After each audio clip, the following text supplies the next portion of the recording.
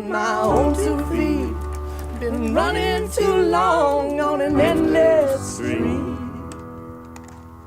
Well, I guess I should go to sleep. Well, I guess I'll take off my shoes, head upstairs, and then watch the news. That's another way to lose these walking blues. I guess I'll take off my shoes.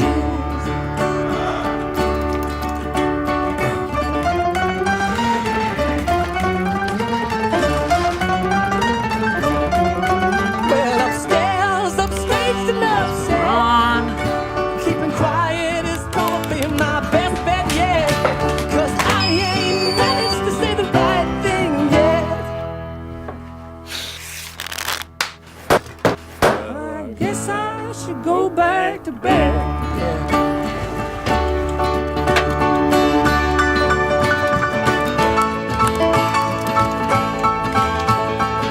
All right.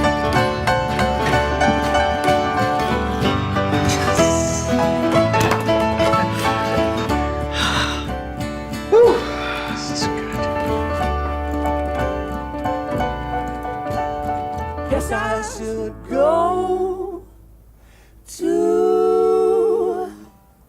sleep.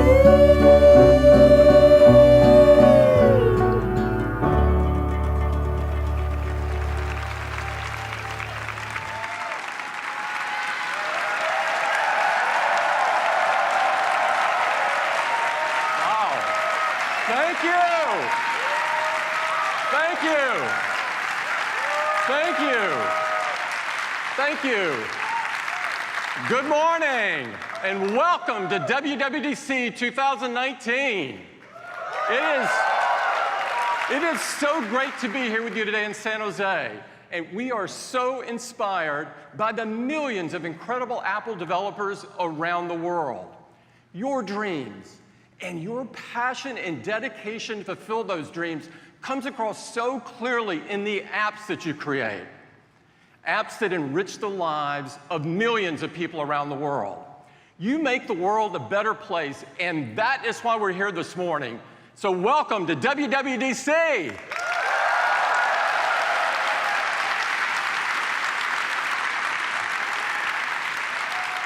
WWDC is more vibrant than ever, with attendees from more countries and more first-time attendees than ever. In fact, for most of you in the audience this morning, this is your first WWDC, so welcome.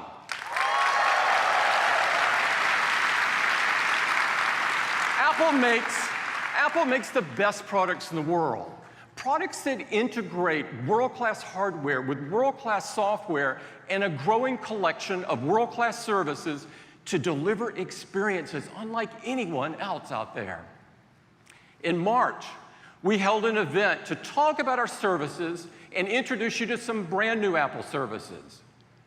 We launched Apple News Plus, which offers a beautifully designed experience for more than 300 popular magazines, digital publications, and newspapers. There's no service out there quite like this. I love it. And if you haven't tried it, I encourage you to do so. We also announced Apple Arcade, the world's first game subscription service for mobile, desktop, and living room, featuring over 100 new games from some of the most innovative game developers in the world. Apple Arcade will be available later this year. And we introduced Apple Card, which will completely reinvent the credit card experience. Apple Card will be available this summer. And we announced Apple TV Plus, which is a new home for the world's most creative storytellers.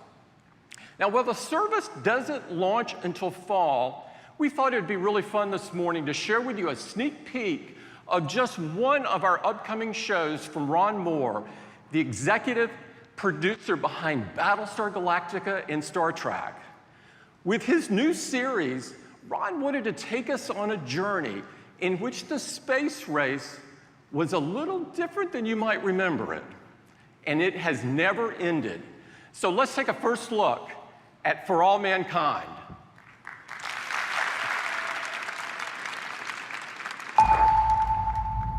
I believe that this nation should commit itself to landing a man on the moon and returning him safely to the earth. After thousands of years gazing up in the heavens and dreaming of this day, a man is about to set foot on the moon. Across the world, people wait with bated breath. Ladies and gentlemen, this is a live signal. There he is. The shock across the nation at this event is just indescribable.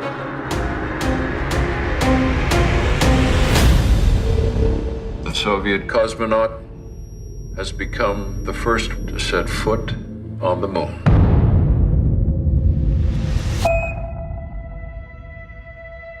I thought it was about being first. Turns out the stakes are much bigger than that. Get back to work. We're still in this thing. Change your plans, gentlemen. There is water On the moon. This race will be ours to fight for and to win. And we are not stopping there. Moon Lab. We need to accelerate the base. You're gonna be an astronaut candidate. No, I'm gonna be an astronaut. We're going to Mars, Saturn, the stars, the galaxy. Drifting right. Watch it! Eagle, this is Houston. Do you copy? This is not the end of the race. We must keep our eyes to the future. 3, 2.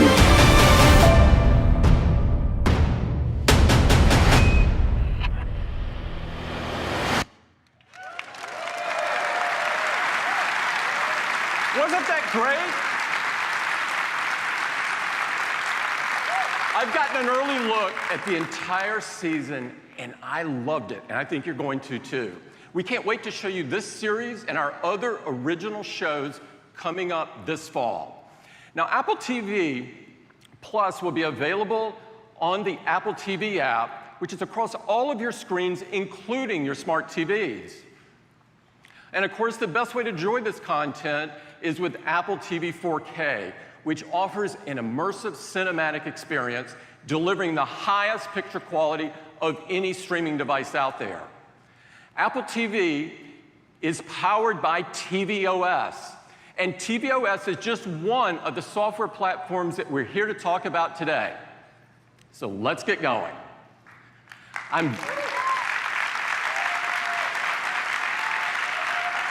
I'm excited to share with you this morning how we're going to make tvOS even more entertaining and more personal.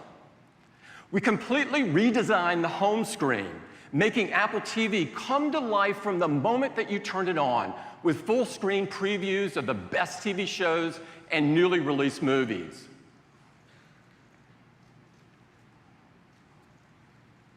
Apple TV is designed to be used for the whole family, but we wanted to make it even more personal. Today, the Up Next list has a mix of shows for everyone in the home. But when you sit down to watch TV, you want to see the shows that you love. So we're introducing multi-user support for tvOS.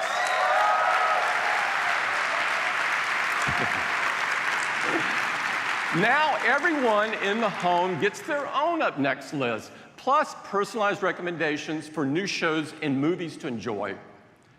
Now, and it's easy to switch between family members using the all-new Control Center. It works just like you would expect it to. tvOS also delivers Apple Music with over 50 million songs and curated music video playlists. And now with multi-user support, everyone in the home gets their own personalized music experience. You're going to be able to see lyrics to your favorite songs in sync with the music. This is really cool. This is the best music experience on television. Now, Apple Arcade is also going to look amazing on the Apple TV 4K this fall. Playing great games like Oceanhorn 2, of course, is even better with great game controllers. So we're extending support to two of the best and most popular game controllers available. Xbox One S, yes, and PlayStation DualShock 4. Yeah.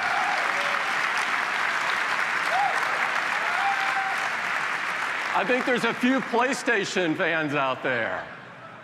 Finally, let's talk about our beautiful screensavers. We've already captured some of the most stunning locations around the globe, and even some from outer space through our collaboration with the International Space Station. This year, we're going under the sea. Oh, it's awesome. We've partnered with BBC Natural History Unit to shoot beautiful 4K HDR footage, taking you to places that few people have ever experienced before. So that's the new tvOS, more personal and more entertaining than ever.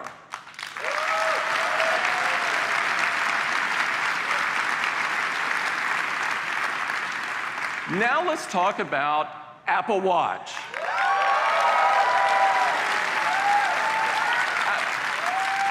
Yeah. Apple Watch is the #1 watch in the world. It keeps you connected to the people and information you care about just by raising your wrist. It tracks your workouts and motivates you to stay active throughout the day. And with new breakthrough features like fall detection, heart notifications, and ECG, the Apple Watch has truly become an intelligent guardian for your health. For so many of us, the Apple Watch has become an essential part of our daily life. Today, we're going to take another leap forward with the watchOS to bring new experiences to Apple Watch while enhancing the ones that you already love. To tell you all about it, I'd like to invite Kevin Lynch to the stage. Kevin? Thank you, Tim. Good morning. So excited to be here. We're thrilled at how Watch is making such a difference in so many people's lives. And this is driving us to make Watch even more powerful and more personal for you. Let's start with watch faces. Now, these are something you interact with most every day. And we have more watch faces this year since the very first Apple Watch.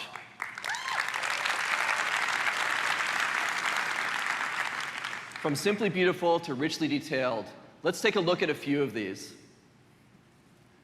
First, we have the gradient face, which is smoothly animating with the time. And then we have this large numerals face showing the current hour in multiple languages. And the very modern digital face showing you a great look in multiple colors. And then the California dial, classic design for a watch face. Now, many of these faces you can add more information to, such as adding rich complications here right on the California dial. And then we have the solar face. This visualizes the sun's 24-hour path around the dial, and you can see it changing during the day or as you rotate the digital crown. These are just beautiful.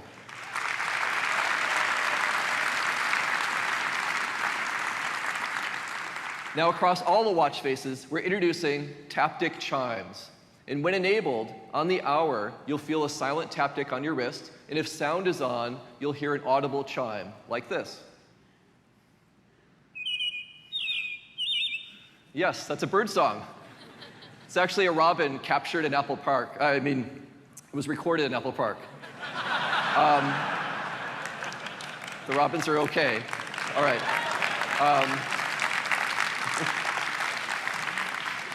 Now let's talk about apps. Now these are designed for quick interactions on Watch. First, we're bringing more Apple apps to Watch. The new Audiobooks app to let you listen to Apple books, and voice memos so you can easily record your thoughts.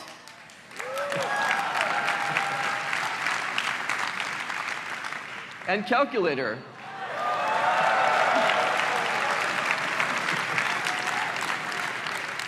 And check this out, it also includes the ability to do tip calculations, including the ability to split the bill with friends.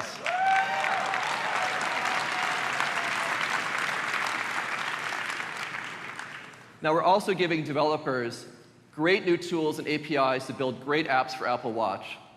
And we're now making it possible to create apps that run independently on the watch, no longer requiring a companion iPhone app.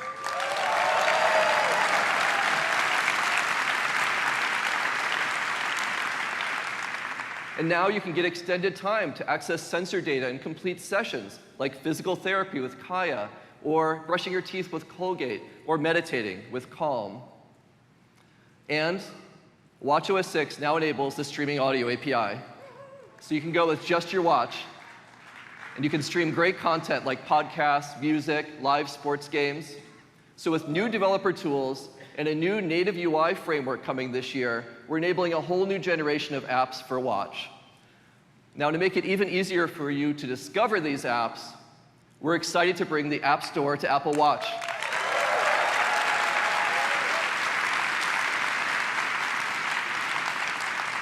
You can browse apps curated by our editorial team or find favorite apps like Headspace or Carrot Weather or Streaks, Nike Run Club. You can search the full App Store using dictation or Scribble or just asking Siri. And you can view product pages to see information like the app description, reviews, screenshots. And finally, you can purchase and install an app directly on your watch.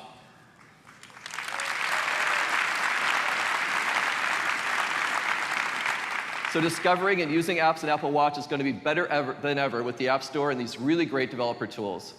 Now we're also adding new health and fitness capabilities. And to tell you about some of these, I'd like to invite to the stage Dr. Sumbul Desai, our VP of Health, to the stage. Sumbul?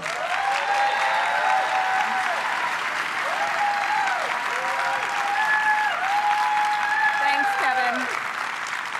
Apple Watch is an amazing health and fitness partner. And in watchOS 6, we're adding even more features to empower you to better manage your health, starting with activity. Being physically active is one of the most important things you can do for your health.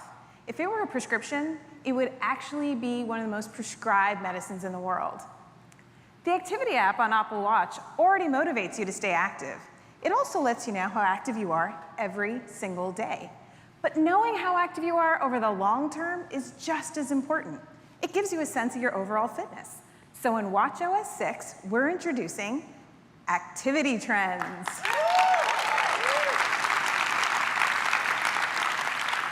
For 9 key metrics, it'll compare your progress over the last 90 days with the last 365. If the trends show that you're maintaining or improving, you'll see an arrow pointing up, and that's great. Keep doing what you're doing. But if you're trending downward, we'll give you some simple coaching to get you back on track. You'll see trends for familiar metrics like move, exercise, and stand, but you'll also see trends for some new metrics, like your workout walking pace, flights of stairs climbed, or even your cardio fitness level. Activity trends will provide you with a more complete picture of what you can do to stay active, and even more importantly, give you the motivation you need for long-term success.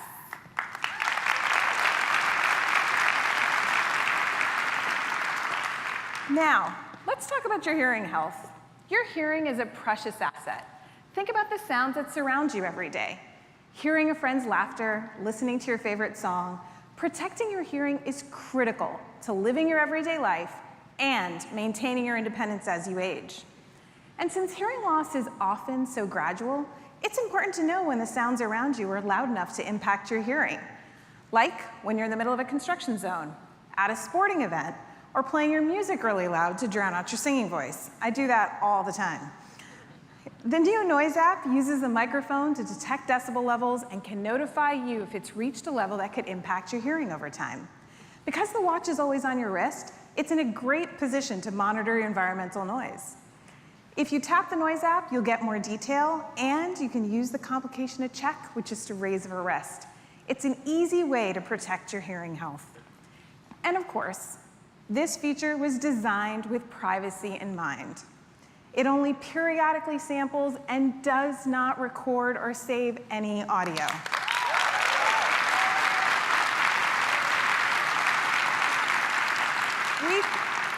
We think the Noise app is really going to make a big impact.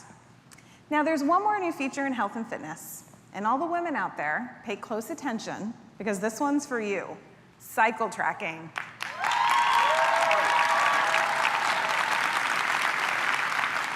Knowing more about your menstrual cycle gives you a window into your health, from simply ensuring that you're prepared to understanding your personal patterns and irregularities. As a physician, I know that understanding what's normal for you is critical when making informed clinical decisions and can really enrich your conversations with your doctor. So in watchOS 6, the cycle tracking app gives you a simple, discrete way to visualize your cycle right on your wrist. And it's really easy to use. You can log key aspects of your period and fertility, including symptoms, and you can be notified when it's about to begin. You can also choose to receive a fertile window prediction so you are better informed. This feature is available on Apple Watch. And because we wanted to make this available to hundreds of millions of women around the world, cycle tracking is also available without a watch in the Health app in iOS. Yes, for everybody to use. You can use it on your iPhone to do all of the same functions that can be done on Watch. We are so excited to bring more focus to this incredibly important aspect of women's health. Now, back to Kevin. Thank you, Sandra.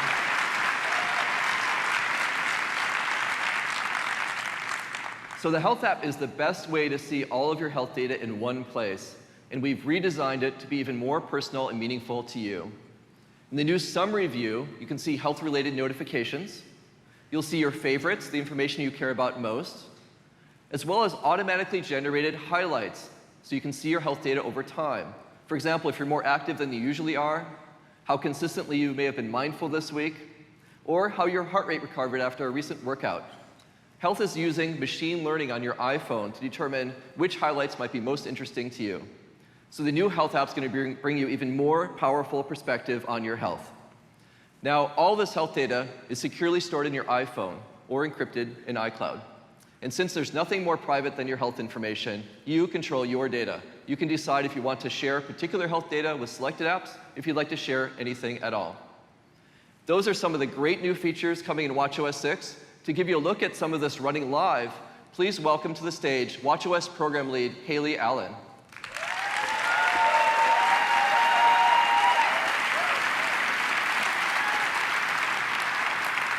Thanks so much, Kevin.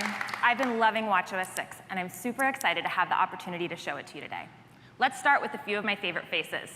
This is the new modular compact face, and now I can have a large infograph complication alongside a beautiful dial. And there's even room in the corner for a couple of my favorite rich complications, like these two new ones, wind and rain. Let's tap Customize and check out some of the options. This is the new noise complication, which tells me how loud it is in here. It's pretty quiet. Let's make some noise and see how this works. Amazing. Thank you. That's great. The next face I want to show you is one of our most popular faces. And this year we've made it even cooler because you can customize it to our all-new monochrome style. I love the simplicity of this two-tone look. In the middle here is the audiobooks complication, and I can just tap on it and resume right where I left off. And the now playing controls in watchOS 6 are great, showing me exactly what I need to see for that app. In audiobooks, I can tap here at the bottom and find that chapter I want to listen to again. It's never been easier to listen to great books on the go. The last face I want to show you is the gradient face. Kevin showed you how beautiful it looks full screen, and I can also customize it to add all my favorite rich complications. I'm constantly multitasking. With a busy job and a son at home, sometimes I only have a moment to capture a quick thought. Let me tap on the voice memos complication in the bottom right corner and do that now. Remind Marcus that just because you're almost 7 does not mean you get to, quote, veto your bedtime. Okay, now I'm super excited to give you the first look at the all-new App Store. With curated collections and apps, it's super easy to discover and download great apps for the watch. Let's check out Chinesey. I can just tap here to see ratings and screenshots, and I can download it directly from my watch. It's super convenient. Let me show you an app I've already downloaded, the MLB app.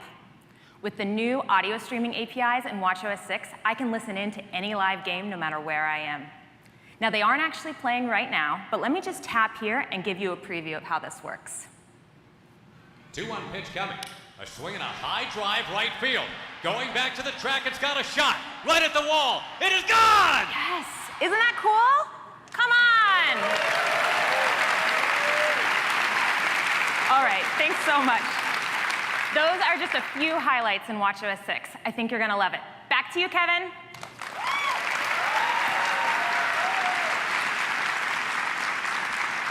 Thank you, Haley. That was really cool. Now, there's so much more to watchOS 6, like recognizing songs with Shazam built right in, and automatic software updates right on your watch. Now, lastly, we know how personalized you like to make watch, from the watch faces to the physical bands. And we're introducing today some new summer colors and an all-new Pride Edition watch band.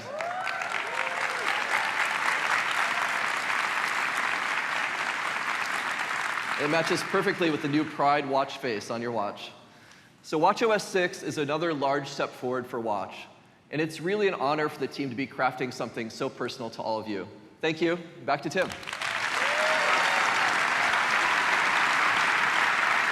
Thank you, Kevin. All of these great new features will make the Apple Watch an even more indispensable part of your daily life.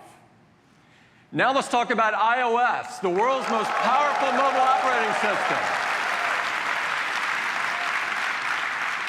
Last year, we delivered iOS 12, which is full of amazing features, from dynamic new AR experiences and emoji to screen time and faster performance. And once again, iOS has the highest customer satisfaction in the industry, with an incredible 97%. This is unbelievable. And as always, our adoption rate is industry leading as well. 85% of iOS customers are on the latest release. And in fact, iOS 12 has been installed on more systems than any version of iOS ever. Now that's in stark contrast to the latest offering from those other guys, which was released before iOS 12. They only had 10% adoption. Now, this high adoption rate is a huge benefit for both users and developers. Now, to tell you about the next major release of iOS, I'd like to hand it over to Craig. Craig. Good morning, everybody. Hello.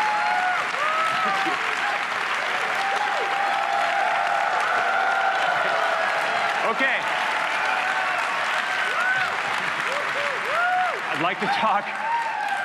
All right, we got a lot to talk about this morning. I'd like to talk about our next big release of iOS. Now, when it came to naming this release, our crack marketing team really surprised us this year by demonstrating their ability to count well into the double digits. Yes, it's iOS 13. Now, iOS 13 is a huge release packed with lots of capabilities, but we know that nothing is more important to our iPhone users than performance. So this year, we worked top to bottom in the system, making everything faster that you do the most. Things like unlocking with Face ID, now 30% faster. Now, this one's cool. We've changed the way that we're packaging apps on the App Store. And when this rolls out in the fall with iOS 13, you'll see that your downloads are now 50% smaller, and updates 60% smaller. But yes.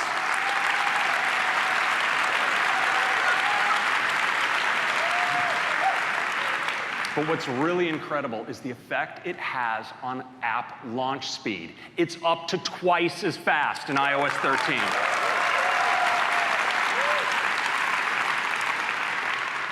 Now, we were able to do this in a release packed with new features, and there's one that I think is going to really resonate with some of you here, and I'd like to introduce it to you now. Let's take a look.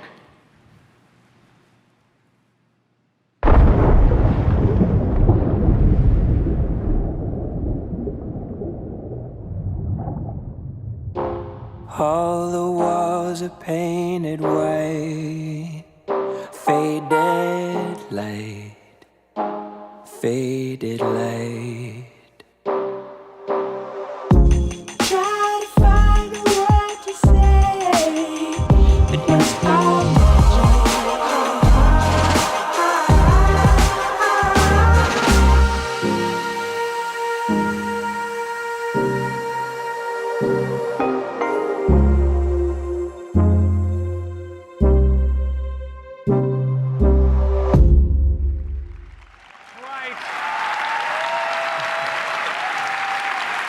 We are bringing dark mode to iOS. I'd love to show it to you live now. All right. Okay, let's take our first live look at iOS. Now, here it is in its traditional light appearance, this gorgeous new wallpaper. But now, let's begin our descent into darkness. Look at that, the gorgeous dark wallpaper. Our notifications look great. Let's take a look at our widgets. Look just awesome. Let's take a look at some apps. We'll start with news. Check it out with a gorgeous dark appearance. So nice. And your calendar, your daily events have never looked so awesome on this really beautiful palette. And notes. Look at this refined texture. It's really fantastic. Let's take a trip into messages. So you see how your images, your emoji, they all look just fantastic. And of course, the keyboard, an extra refined new dark appearance and some new tricks, because now, when you type, you can swipe. Just like that. It's really great. Let's take a look at photos. Of course, it looks fantastic in dark mode. Now, this is our dark mode project team at the project kickoff. You see, it was happy times. They did slowly begin their descent into darkness. We take the details very seriously.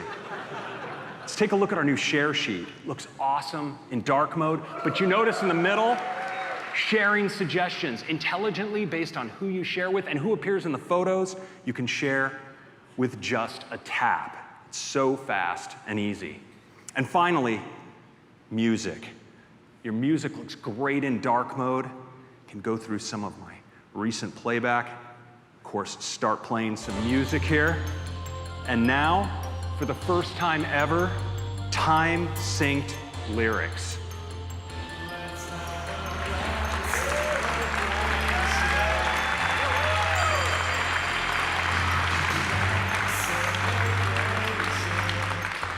And that is a quick look at what's new with dark mode in iOS 13.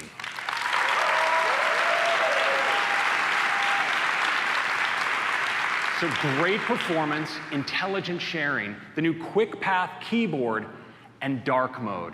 But of course, there's much more to iOS 13, starting with apps. Let's start with Safari, Mail, and Notes. Now, Safari has new options to quickly change text sizing and as per website preferences. Mail gets desktop class text formatting controls, including support for rich fonts. And Notes gets this beautiful new gallery view, support for shared folders, and much more. But where we really went deep is with Reminders. We've completely reinvented the app, rewriting it from the ground up to make it more intelligent, intuitive, and powerful, and easier than ever to create reminders. So for instance, just type what you want and Reminders will understand when and where to notify you. Or you can use the new QuickType bar. Just tap and enter things like location or even attachments like photos. With tasks, you can now associate to-dos with a top-level reminder. Now, smart lists, they help you keep track of your most important items. And if you tag a person in a reminder, well, next time you're in a messages conversation, you'll automatically get a notification letting them know that now is time to talk. It's really handy. Next, Maps. Maps is with you everywhere you are, from work, home, or even on the go with CarPlay. And our team continues its obsession with building the best possible map. Now, we've outfitted literally hundreds of planes and cars with custom sensors and LiDAR and driven over 4 million miles to rebuild our map from the ground up. And the results are really impressive. Here's our old map, and here is the new map.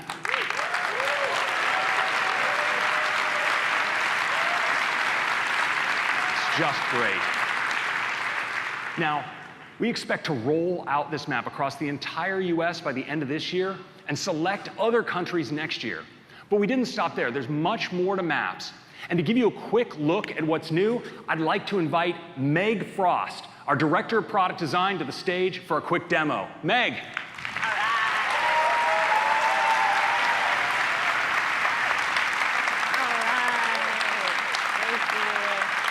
I'm so happy to show you what's new in Apple Maps.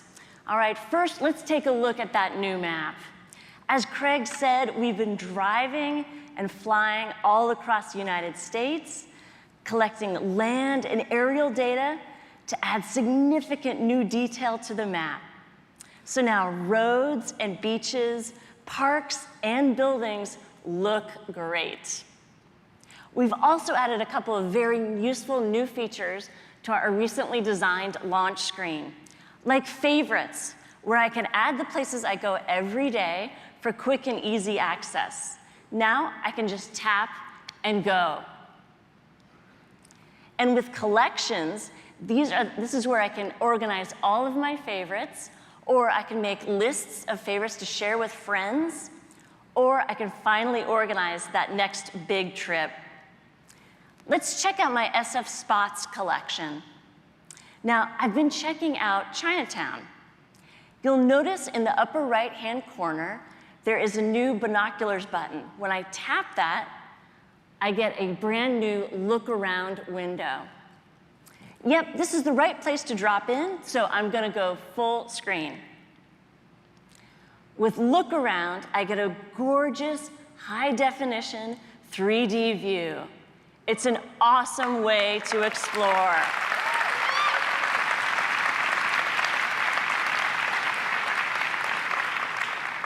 But this is my favorite part.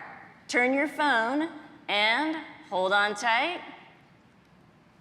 Smoothly move down the street. Yep, bet you haven't seen it look like that before. I can tap on labels to learn more about new places. Yep, I think I'll check this one out later. And those are just a few of the new features that we'll be bringing to Apple Maps. Thanks, and back to you, Craig. Thank you, Meg. We think Maps users are really going to love favorites, collections, and look around. But there's much more to Maps, like Junction View for China, or the ability when you're en route to share an up-to-date ETA with friends and family with just a tap.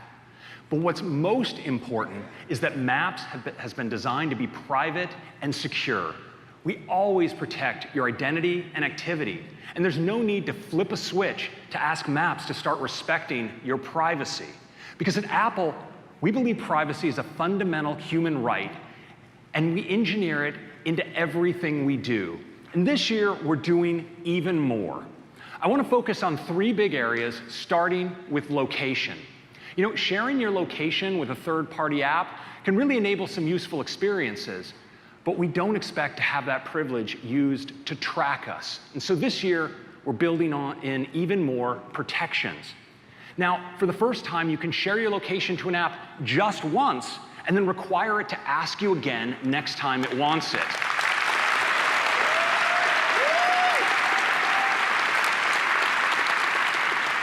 And if you do choose to grant an app the ability to continually monitor your location in the background, we'll give you reports so you'll know what they are up to.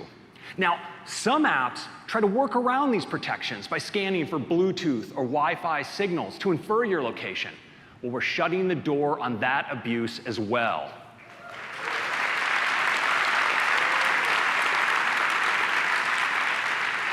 Next, I want to turn to login. We've all seen buttons like this, asking us to use a social account login to get a more personalized experience with an app. Now, this can be convenient, but it also can come at the cost of your privacy. Your personal information sometimes gets shared behind the scenes, and these logins can be used to track you. So we wanted to solve this, and many developers do too. And so now we have the solution. It's called Sign In with Apple.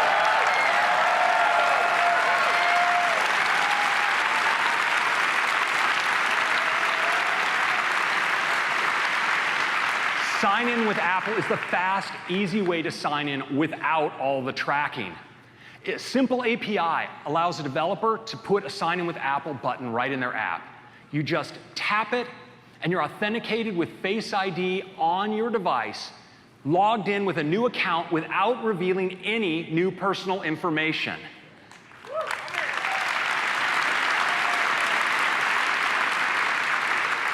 Now, some apps may want your name and maybe even an email to send you information when you're outside the app.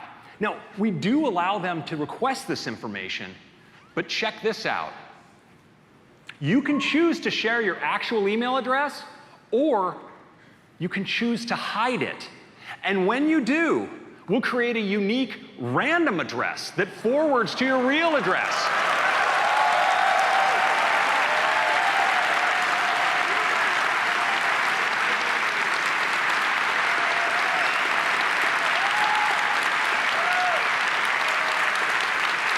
And yeah, a lot of love for random addresses here. And that's good news because we give each app a unique random address. And this means you can disable any one of them at any time when you're tired of hearing from that app. It's really great.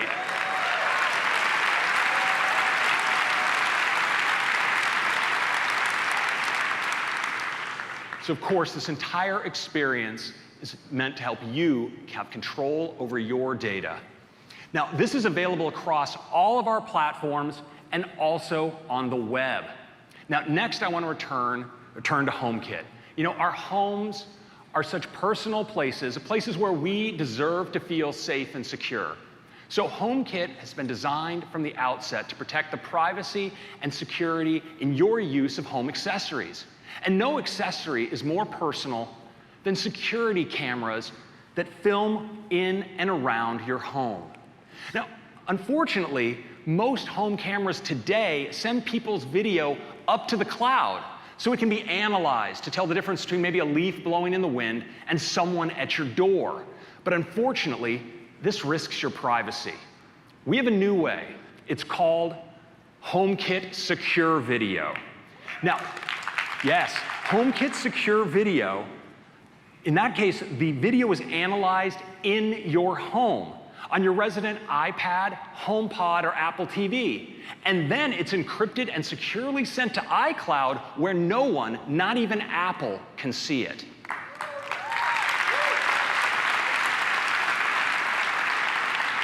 Now, of course, you'll be alerted if there's any activity, and you'll be able to review the recordings. Now, storage for 10 days of clips will be included in your existing iCloud accounts, and it won't count against your storage. Yeah. Netatmo, Logitech, and Eufy will be among the first to provide these cameras, with more to come. Now, in addition to cameras, HomeKit supports a wide variety of other accessories. But many accessories don't just connect via HomeKit. They also connect via the internet and through your router.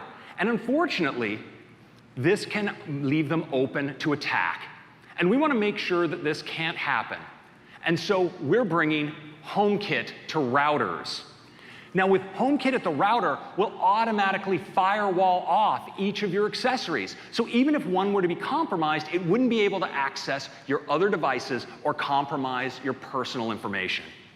The first HomeKit-enabled routers will be coming from Linksys, Eero, and internet service providers like Charter Spectrum.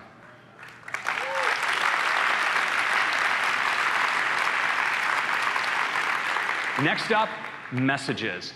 Now, we've all received messages like this. Like, who is this guy? Well, wouldn't it be better if you could see something like this? Or maybe even This? Well, now you can. Because with iOS 13, you and the people you message with will be able to share your name and your photo, and even use Memoji or Animoji to create a photo of yourself. Now, this information is only shared when you message with someone, so you're completely in control of who sees your name and picture. Now, since we're all going to be creating a lot more Memoji, we wanted to make them even better at reflecting our own personal style. So we've added a huge amount of new options for makeup, accessories, and so much more. I'd like to have some experts give you a quick look. Hi guys, I'm Desi Perkins. And I'm Patrick Starr. We're beauty influencers from the internet. Today, we're gonna show you how to make a cute, flirty Memoji look. Using all the new makeup and accessories in iOS 13. Starting with eyeshadow. This is my favorite eyeshadow right now. It's called Apple Fuchsia No. 6, and it comes in this really cute little toolbar. Close your eyes, let me see. Lipstick. Pink. Red. Purple. Violet. Blue. Ooh, ash. Desi, you have to go dark mode. Darker, darker. Piercings. Nose ring, brow ring, earring, lip ring, tongue ring. You can customize your teeth in here. Ooh, braces, gap tooth, missing tooth. A mini grill. Earrings. You think these are real cool? I'm allergic to fake jewelry. Okay, moving on. Hair. Ooh, how about this? Pat, we have to screenshot these. What else? Hats. Hats! And glasses. Cute, cute, cute, cute, cute, cute. What do we have here? Last but not least, AirPods!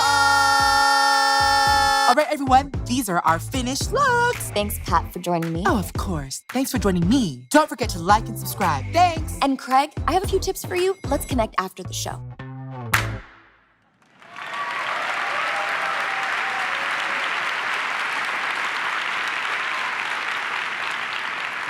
So I think that's given us all a great deal to think about. Now, we're all going to have a lot of fun personalizing our own Memoji, and so we wanted to give you even more ways to use them. So we're introducing something new. It's called Memoji stickers. Now, instead of expressing yourself like this with emoji in your conversations, you can now do it like this. We automatically create a sticker pack for you for each of your Memoji. Now, of course, you can use them in messages, but we've also incorporated them right alongside emoji in the system keyboard. So you can use them in apps like Mail or your favorite other apps like WeChat. And we've made these usable not just in more apps, but also on more devices. Because while actually animating a Memoji puppet with your face requires a device with a TrueDepth camera system, Memoji stickers and support for the Memoji editor is now supported for all devices with an A9 chip or later. Next.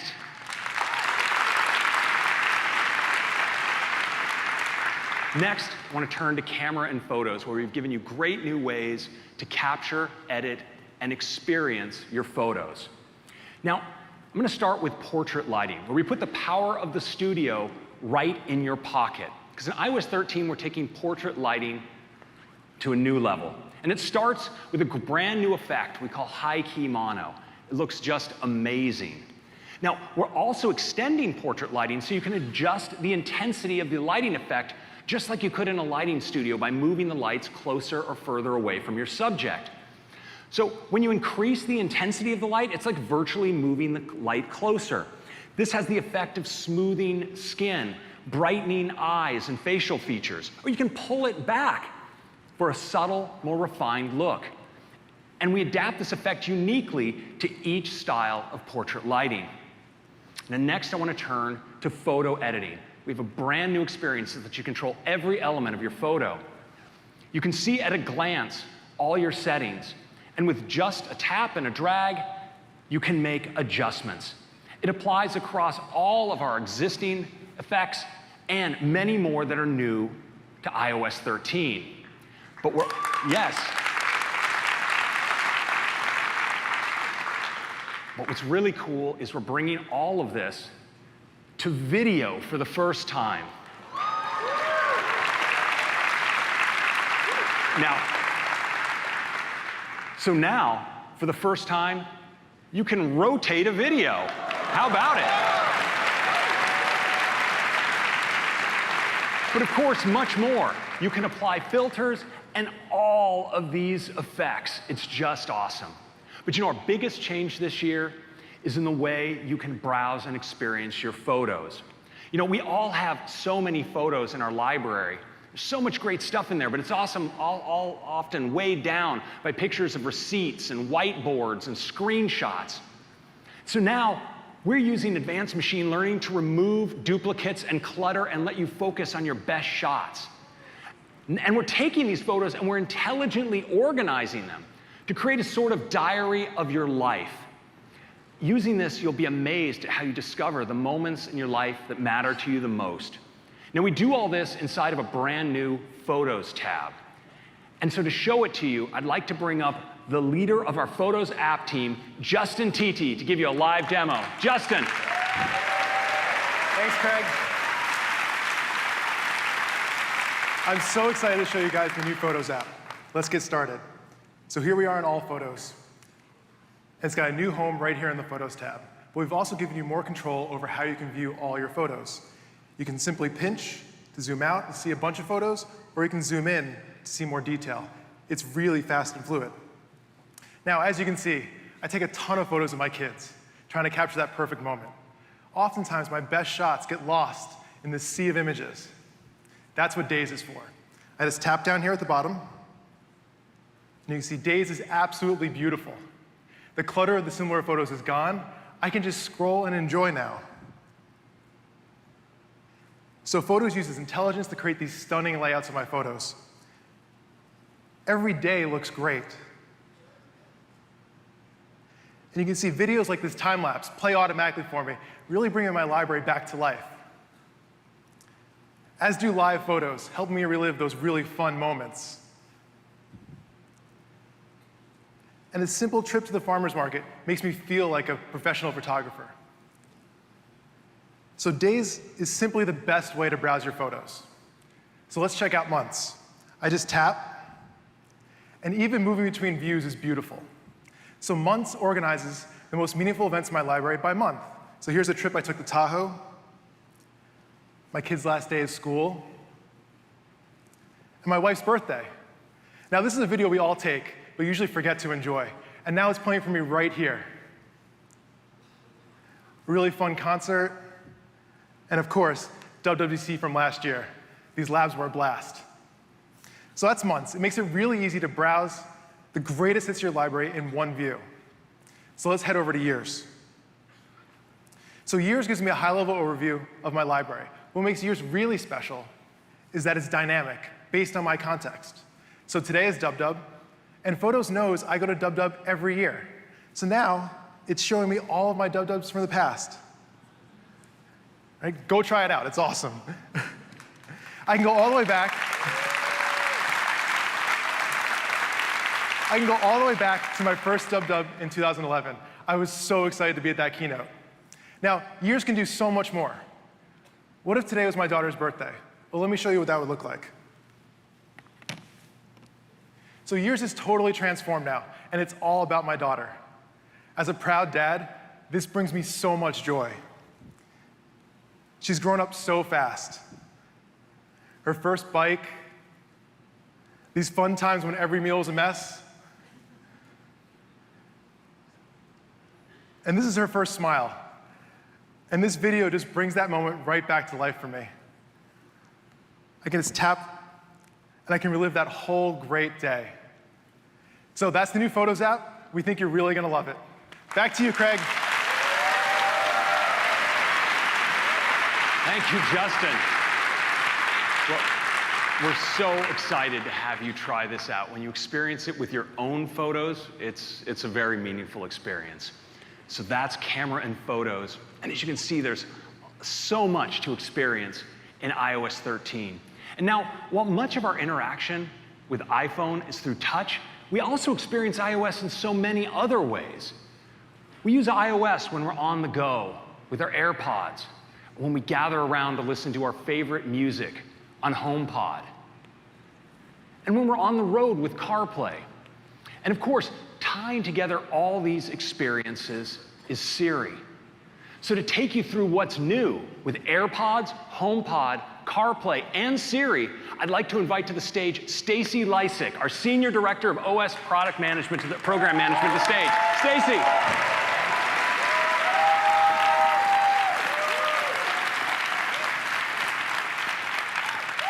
Thanks, Craig. Let's get started with AirPods, where we have a couple of great new features coming to iOS 13. First, when you're wearing AirPods, Siri will now be able to read your incoming messages to you as soon as they arrive, and you can instantly respond. Let's take a quick peek and see how it works. Amy said, "Can you meet for coffee at 9 a.m.? Tell her I'll be there. It's sent.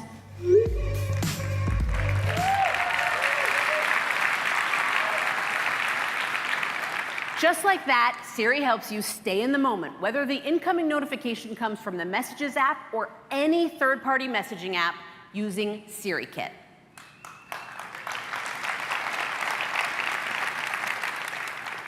Another great new feature is audio sharing. We have all had a time where we wanted to share a movie or a song with a friend. Now you can with just a tap.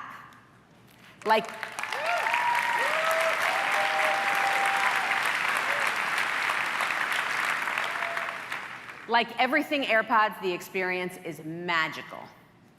And when you get home, there is no better way to keep the music going than with HomePod and its incredible sound quality. To make that transition seamless, we are bringing Handoff to HomePod.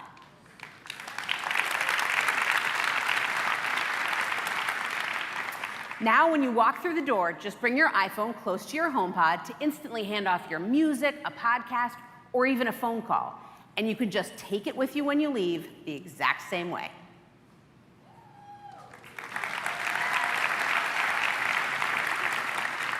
Today, we're introducing live radio. So you can ask Siri to play stations from iHeartRadio, TuneIn, and radio.com. In fact, we have over 100,000 radio stations from all around the world.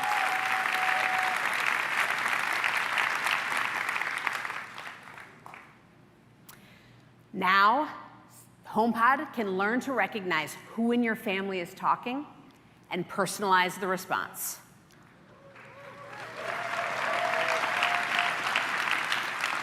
Of course, this is great with Apple Music, so now when you ask Siri to play you some music, it's based on your taste and your play history and not anyone else's. And the personalization extends way beyond music to messages, reminders, notes, and more. So that's HomePod. Next, let's shift gears to CarPlay. CarPlay leads the industry in adoption with availability. More than 90% of cars sold here in the US and 75% of cars sold globally. This year, we have our biggest update to CarPlay since the beginning. It all starts with a CarPlay dashboard, where you can now have your music next to your maps, and you still have room for Siri Smart suggestions, like a garage door opener when you get close to home, or a view of your next calendar event. You can see your whole day in the new calendar app. Music has been redesigned so your album art is front and center and beautiful. Siri stays out of the way so you don't lose sight of what's on the display. Siri's always been great for getting directions or asking for some music, and it now works with third-party apps like Pandora and Waze.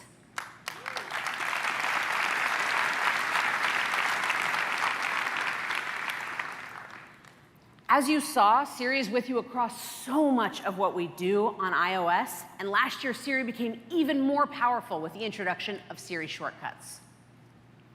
Shortcuts enable you to use your apps through Siri, and in the Shortcuts app, you can create your own personalized multi-step shortcut. Now in iOS 13, the app is built right in, and it is more powerful than ever. It's now the one place you access all of your shortcuts, including ones you've added to Siri, and we make it easier to get started with your first multi-step shortcut using a new feature called Suggested Automations, which take your habits and personalize it to a template like heading home or going to the gym. Integral across all of these experiences is how Siri sounds. When we first started with Siri's voice, we used short clips of audio from actor recordings. But sometimes when we put them together, it didn't always sound as natural as we wanted it to be. So this year we have taken a huge step forward using cutting-edge machine learning called neural text-to-speech, where for the first time ever, the voice you hear is entirely generated by software.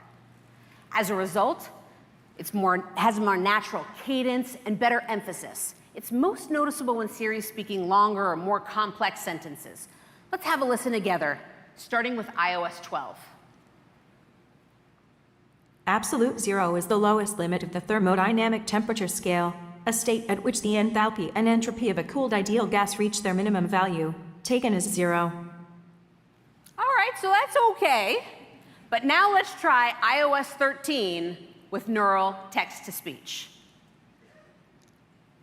Absolute zero is the lowest limit of the thermodynamic temperature scale, a state at which the enthalpy and entropy of a cooled ideal gas reach their minimum value, taken as zero. Way better. Way better.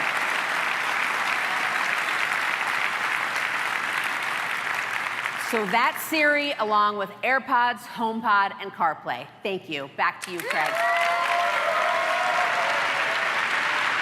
Thank you, Stacy. So that's our next big release of iOS, iOS 13. And there's so much we didn't have time to talk about, like the ability to deal with call spam by sending unknown callers directly to voicemail. Or, yes. Or low data mode. Or for our enterprise customers, the ability to single sign on to enterprise accounts and to have separate iCloud accounts for your personal and work lives.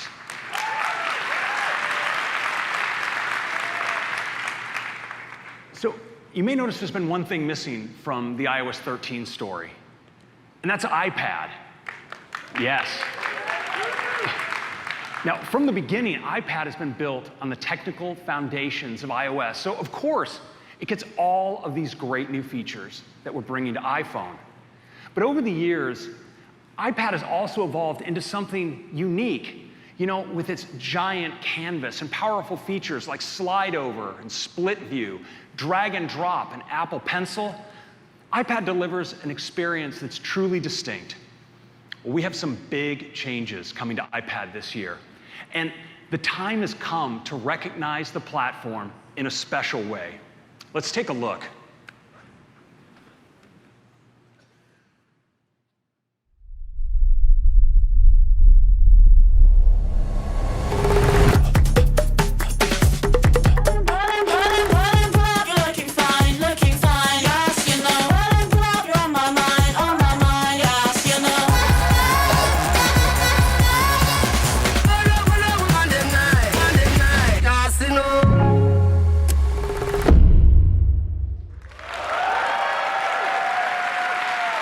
That's right. We're calling it iPad OS, and I'd like to give you a first look.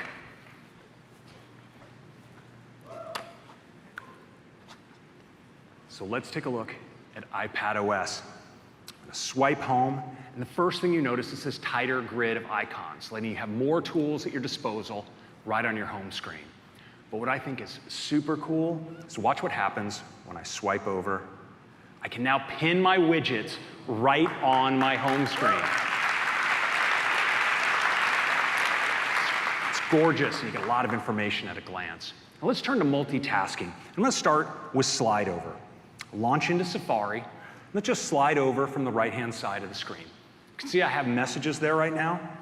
Now I can, of course, change the app I have in slide over. I can just pick up reminders and drag it on over. Now I have reminders in slide over. So next time I slide out, of course, there's reminders. But what if I want to get back to that last app? Could we make that super easy? The answer is yes. I can just drag from the bottom, and they fan out just like that. With just a tap, I can switch apps. I can even just slide along the bottom to move quickly between my apps in slide over. It's really great. Now next, I'd like to talk about split view, because now we're bringing multi-window capability to apps on iPad. For instance, I have a single note right here in Notes, but what if I want to have two notes side by side? Well, now I can. I can tap, drag, and now I have a split with two notes.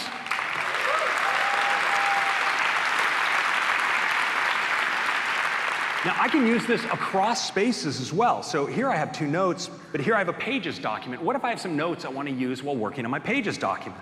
Well, I'm just going to slide on over. I'll pick up another note, and I can just move back to my Pages space and drop it over there. Now I have Pages right next to Notes. Now that I have notes in all these different spaces, well, you can guess how I can find them, right? I just bring up the dock, tap on Notes, and we have App Expose now on iPad. Here are all my note spaces in one place. Now, this just doesn't work for system apps, also works for third-party apps as well. So in addition to Notes here and Pages, I can have two Microsoft Word documents side by side. I mean, that's enterprisey right there.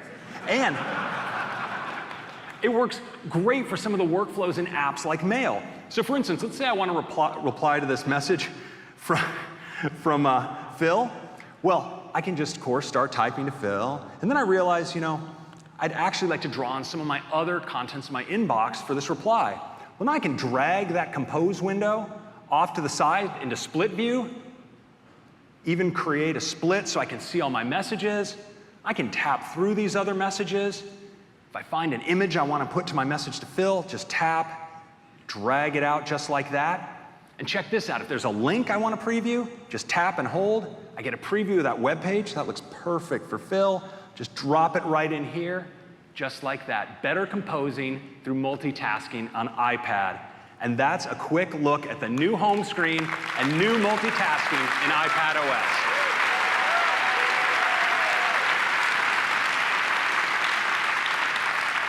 But there's a lot more. Let's start with files. Now, browsing in files, of course, you have icon view, list view. Well, how about column view? Great for digging through deep file hierarchies. You get a great file preview right here, and quick actions for things like rotating images, making PDFs, and great rich metadata right at the bottom. Now we're also improving the way you can share files. For instance, in iCloud Drive, we now support folder sharing.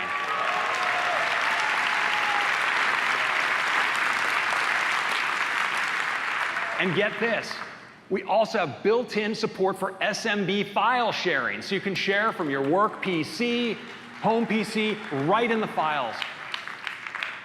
Now there's one more. That's right, you can now plug in a thumb drive.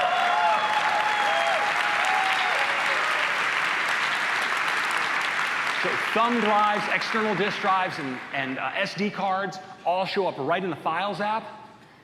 But now this one's really great too. Sometimes when you're working with a camera, you'd like to import directly into an app like Lightroom, and now you can. Now, of course, there's much, much more. It's a huge year for Files this year, and it's also a huge year for Safari. Safari is just the perfect device for browsing the internet. It's like holding the web in your hands. And this year, we're making Safari more capable than ever. When you look at the web today, it's often split into kind of two big categories. On the one hand, you have the mobile web designed for the small screen of mobile devices, and desktop sites that are designed for large screens, like on your Mac. And often, websites will serve up the wrong thing for the iPad. Well, no more, because we're bringing desktop-class browsing to Safari on iPad.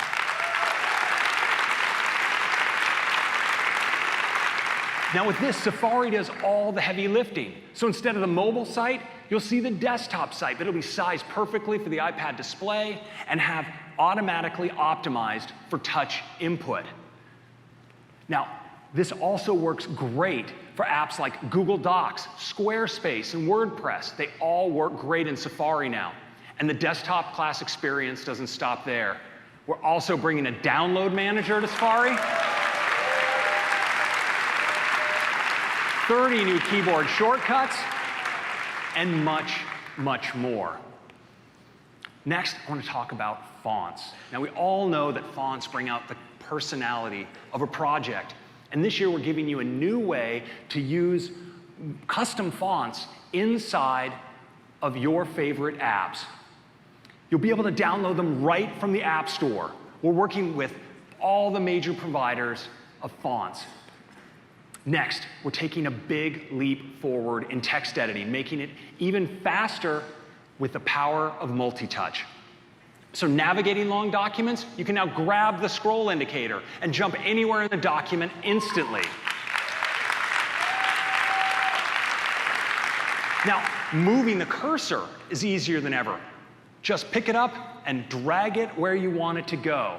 And selecting text, just put your finger down and drag out a selection. There's no need to double tap and no magnifying glass getting in your way. And when you have a selection, check this out. You want to copy or cut, just a 3-finger pinch to copy, a 3-finger spread to plop it right down. This works across all sorts of apps. And if you make a mistake, don't worry, just a 3-finger swipe to undo. No more shaking that iPad. Finally, I'd like to talk about Apple Pencil. You know, Apple Pencil has quickly become an indispensable tool for so many iPad users. It's just perfect for marking up documents, taking notes, or doing illustration. And a critical part of that experience is the incredible low latency of Apple Pencil. You know, our goal is to have it just to be indistinguishable from making marks on a physical piece of paper. Now, Apple Pencil already leads the industry, the record low 20 millisecond latency. But we've been optimizing and advancing our prediction algorithms, and today we're bringing that latency down to 9 milliseconds. It's incredible.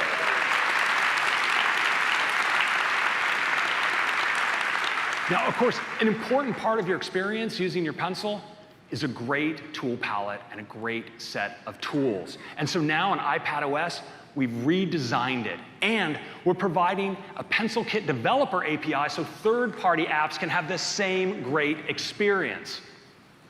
We've also made it a lot easier to mark up anything on any app. You can just drag your pencil up from the corner of the screen, and just like that, you're in markup. You can mark up a screenshot or even an entire document. And this works just great throughout the system. Now, to show you Pencil in action, I'd like to invite up Toby Patterson, our Senior Director in charge of the iPad system experience, to give you a demo. Toby. Thanks, Craig. Okay, well, let's jump into Notes here and take a look at the new text editing gestures. It begins with a tap to place the cursor up there at the top of the screen. And then to move the cursor, we'll just grab it with your finger, and grab it with your finger, put it exactly where you want it. Now for typing, there's the standard keyboard, of course, but watch what happens when I pinch on it with 2 fingers. It shrinks down to a new compact layout, and this is really great for typing with 1 finger or your thumb while you're holding your iPad. I know, I do this a lot. And you can use Quick Path here. Just like that. Now to select text, just hold your finger on a word. Hold your finger on a word, just drag it out like that. And our new gestures make text editing a breeze.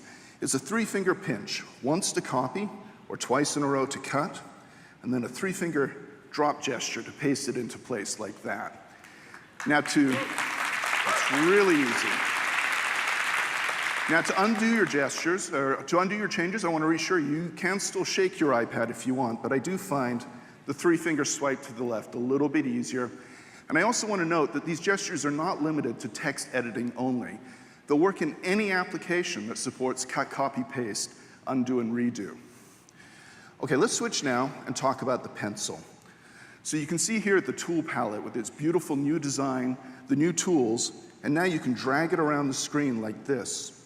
You can pin it to any edge of the screen. You minimize it down in the bottom like that, and then with a tap or a drag, open it back up again. Now, of course, Notes has been tailor-made to work really well with the pencil, but you can actually use this to mark up any application on your iPad. Let's switch over to Safari here, and I'll show you how this works. So Craig has put me in charge of the next software offsite, and I want to share an idea with him. So check this out. Watch as I drag in from the corner of the iPad with my pencil, like this. It takes you right into markup, where you can see a screenshot of exactly what you were looking at. But many apps can now support a new full-page capture mode, which you select with this button at the top. And here you can see the entire document that you were looking at. You can scroll through it, or use the sidebar on the right there to quickly navigate. And as you would expect, you can mark it up with your pencil, just like this.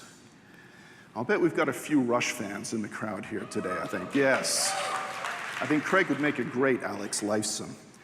Now, when you're done, just bring up the share sheet and you can send it off right from here. And that's how you can easily mark up anything on your iPad. Back to you now, Craig. Thank you. Thank you, Toby.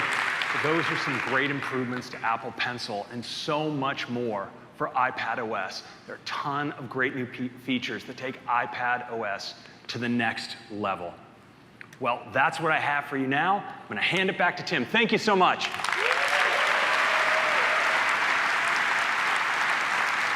Thank you, Craig. These are just blow-away, huge releases. iPad OS, built on the foundation of iOS, takes the distinctive experience of iPad even further. And a powerful new version of iOS, iOS 13. We can't wait for all of you to get your hands on these great new releases. Now, let's turn to the Mac.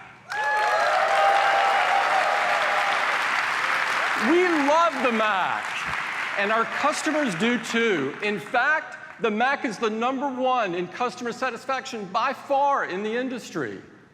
People use their Macs to create amazing things, simply and powerfully. We have the strongest Mac lineup we've ever had, from the new MacBook Air all the way up to the powerhouse iMac Pro. And for Mac users looking to really push the limits of performance, there is one more spot in our lineup that the team has been working really hard to fill. Yes!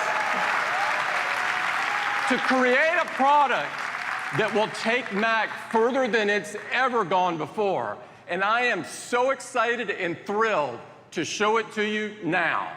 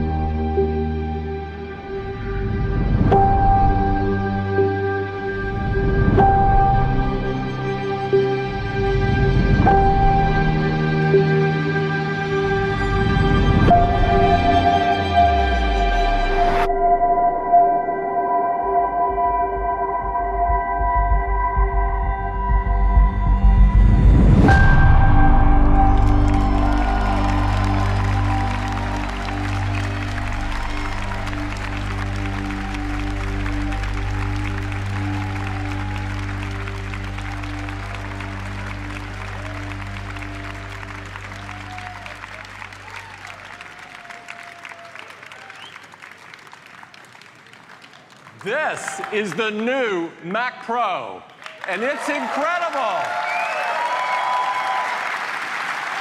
It has a truly gorgeous design and remarkable performance to match. It is the most powerful Mac we have ever created.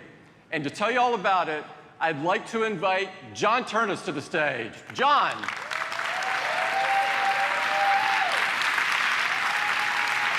Thank you, Tim. I am so excited to be able to tell you about this new Mac Pro. Now, in designing this product, we wanted to build an architecture that could meet the incredible diversity of pro needs, a system that offers virtually unlimited possibilities for customization. And key to this is a simple and elegant solution for accessing the internal components. Now, inside, you'll find a stainless steel frame that forms a strong internal structure for the entire system, and it provides a foundation for modularity and flexibility. The frame also incorporates stainless steel handles. They feel great in your hand, and they make it easy to move the system around. All of the internal modules mount to this frame, which means users have 360-degree access to easily configure components, and every subsystem has been optimized for performance. So let's start with the processor. Now, we've designed this new Mac Pro for our customers who need the ultimate in CPU performance, for tasks like production rendering, or playing back hundreds of virtual instruments, or simulating an iOS app on multiple devices at once. So we're using a brand new Intel Xeon processor, and it has up to 28 cores.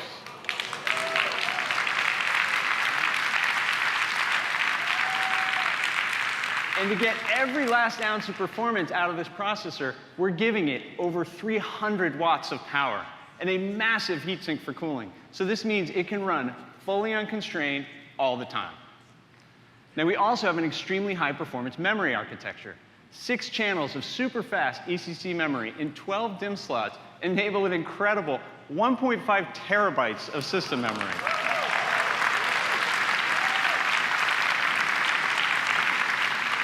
Now let's talk about expansion. Many of our pro customers need to add things like fiber channel or audio DSPs or SDI video to their systems. So we're bringing PCI expansion back to the Mac in a big way. Because this new Mac Pro has 8 internal PCI slots. There are 4 double-wide slots and 3 single-wide slots. And there's 1 additional half-length slot that we populate with an I/O card. Now, this I/O card has 2 Thunderbolt 3 ports, 2 USB-A ports, and an audio jack. And there are also 2 more Thunderbolt 3 ports conveniently located on the top of the system. And finally, the Mac Pro has 2 built-in 10 gigabit Ethernet ports. So one of the most critical areas of expansion is graphics. Graphics performance is so important for tasks like animating 3D film assets, or compositing 8K scenes, or building complex 3D environments. But we wanted to go beyond the typical graphics card design. So we've invented something completely new. Now, it starts with an industry-standard PCI connector, so the slot maintains compatibility with standard cards. But we've added a second connector that allows us to integrate Thunderbolt throughout the entire system and provide a tremendous amount of extra power. In fact, at 500 watts, this module has the same power capacity as the entire previous generation Mac Pro. And instead of adding its own dedicated fan, we have a huge heatsink that's quietly cooled by the Mac Pro thermal system.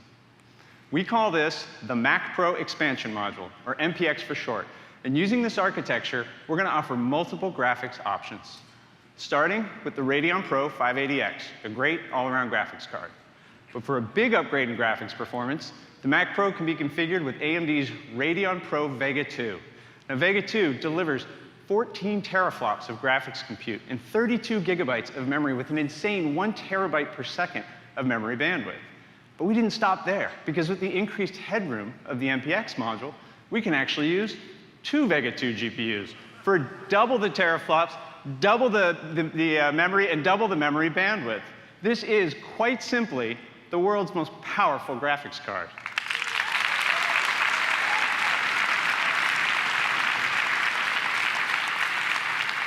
Now, these 2 GPUs are connected by the Infinity Fabric link, which allows data transfer between them that's 5 times faster than the PCI bus.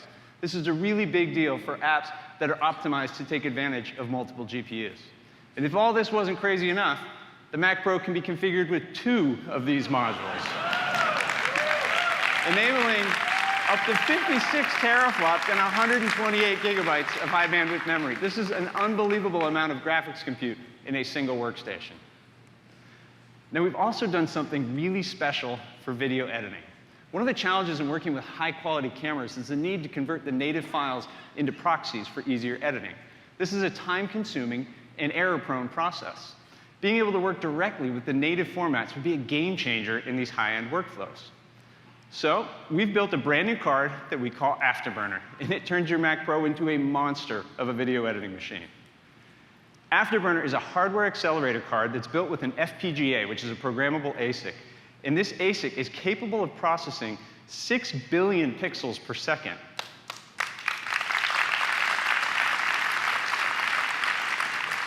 So with this custom solution, we have achieved an unprecedented level of performance for the ProRes and ProRes RAW codecs.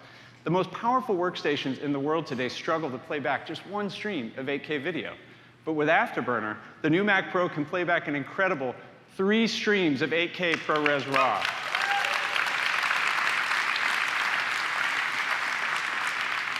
Or 12 streams of 4K. This is groundbreaking performance, and it means we can finally say goodbye to proxy workflows. Now, of course, all this compute requires a massive amount of power, and so we have given every Mac Pro a 1.4 kilowatt power supply. And of course, all that power requires a tremendously capable cooling system. So the Mac Pro has 3 enormous fans and 1 large blower that together can generate up to 300 cubic feet per minute of airflow. And it's very quiet. In fact, when it's under your desk in typical load conditions, it's as quiet as an iMac Pro. To seal the thermal system, the beautiful aluminum housing slides over the frame and latches into place. And its unique 3-dimensional vents are actually machined on both the internal and external surfaces. The resulting lightweight lattice pattern maximizes airflow while creating an extremely rigid structure. And finally, optional wheels make it easy to move the Mac Pro around your studio.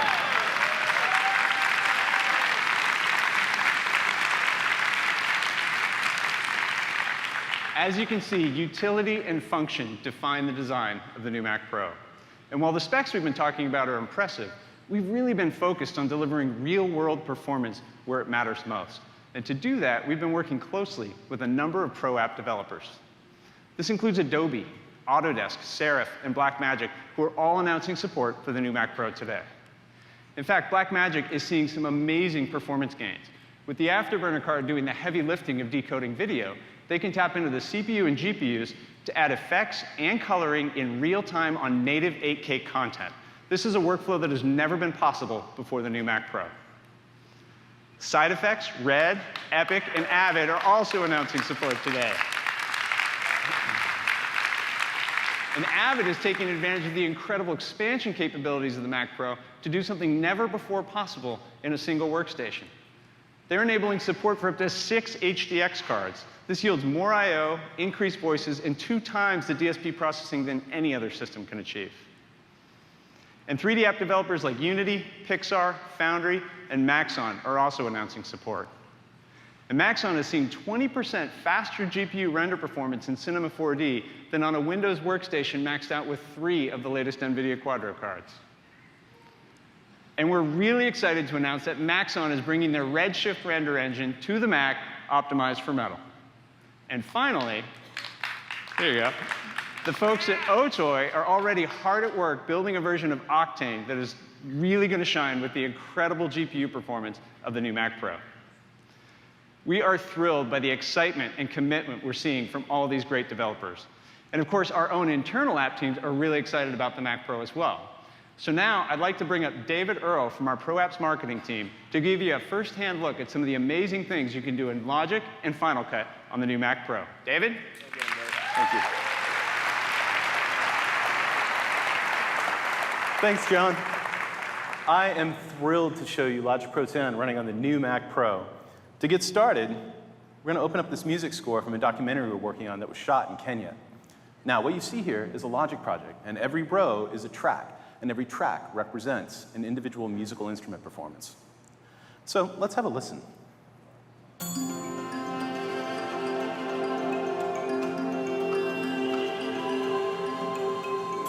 Okay, so we wanted to have some fun and see just how far we could push this powerful new Mac. What you're looking at here is a brand new version of Logic, and the theme of this release is all about performance. So to show performance, I'm going to use these incredibly realistic sampler instrument libraries. And I use these libraries so that it sounds exactly like a real orchestra when I create my parts. So let's add a 50-piece percussion ensemble to this score. And how about a 100-piece orchestra?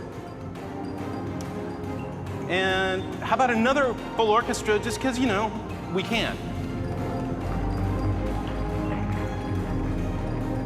Now, many composers have to actually add a second and third computer to be able to run these massive orchestral libraries. But the new Mac Pro with its CPU power and RAM can do this all in a single unit. So of course, I'm going to need a lot more to push this Mac Pro. So let's add a ton more tracks. So we've never seen this before in Logic. I've got 300, 400, 500. We can now have 1,000 audio tracks and 1,000 software instruments in Logic.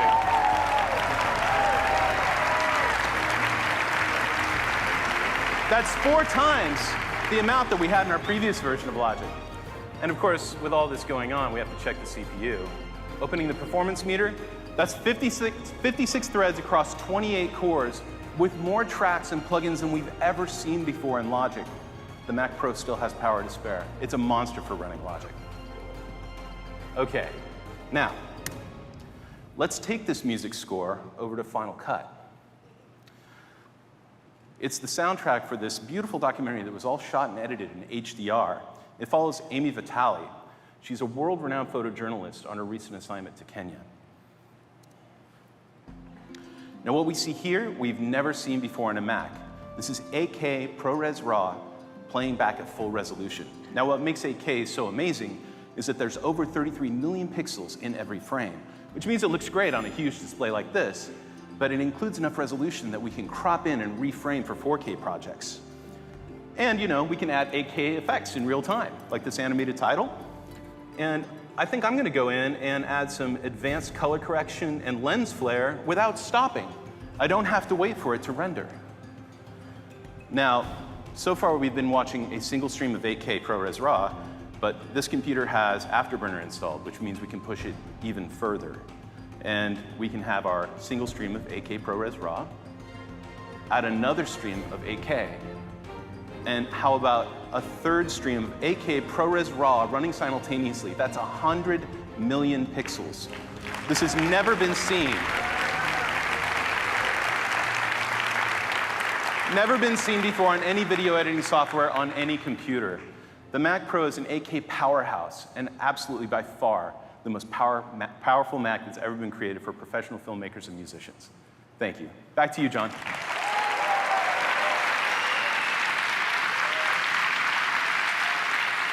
Thank you, David. That performance is nuts. So that is the new Mac Pro. It is the most configurable, most expandable, and by far the most powerful Mac we've ever made. But of course, an extraordinary computer deserves an extraordinary display. And to tell you more about that, I'd like to bring out Colleen Novielli from the Mac Product Marketing team. Colleen? Thank you, John. Good morning. Displays are incredibly important to our Pro customers because they play a vital role in creating their life's best work. Yet, today, if you look at their wish list, there's no single display that gives them every feature they've asked for. And this one feature, high dynamic range, or HDR, it's increasingly requested because it's yet to be delivered with pro-level precision. So what is HDR? HDR is a way to bring content to life by better reflecting what the eye can see in the real world. And the eye sees the brightest specular highlights, really dark blacks, vibrant rich color, and all the details in between. Today, more and more devices can play HDR content. So more and more pros who create that content, they need a great HDR display. There is one class of displays. It's commonly called reference monitors. And these do deliver true HDR along with these features. But they're still missing these features. And they're incredibly expensive. This one's $43,000. So our goal, it was simple. Make a display that expertly delivers every feature that pros have asked for. Like the Mac Pro, the design is stunning, and every element is built for pros. And it's the most incredible panel we have ever made. It's a 32-inch LCD display with over 20 million pixels. And with two 18 pixels per inch, it's a 6K Retina display.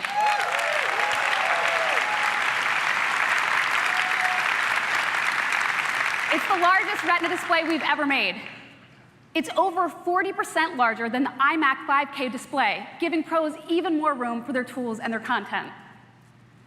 It has P3 and true 10-bit color and reference modes built in, all expertly calibrated at the factory.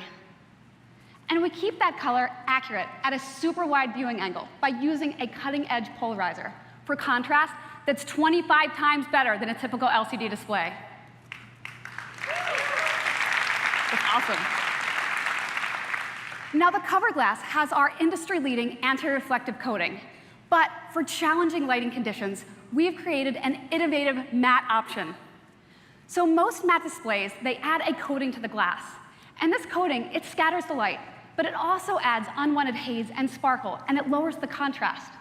So instead, we precisely etch the glass itself for a nanotexture surface, and this maintains image quality and contrast along with low reflectivity. Next, we have delivered HDR at a level never seen before. Now, for great HDR images, you need extreme brightness right next to extreme contrast, or deep blacks. And this is incredibly hard to achieve. So we have designed a backlighting system like none other in the world. First, a large array of blue LEDs generates extreme brightness. We calibrate every single LED on every single display at the factory. And then this feeds a massive algorithm. And then this modulates each LED based on the content rapidly. Then we use custom lenses and reflectors to actually shape and precisely control the light.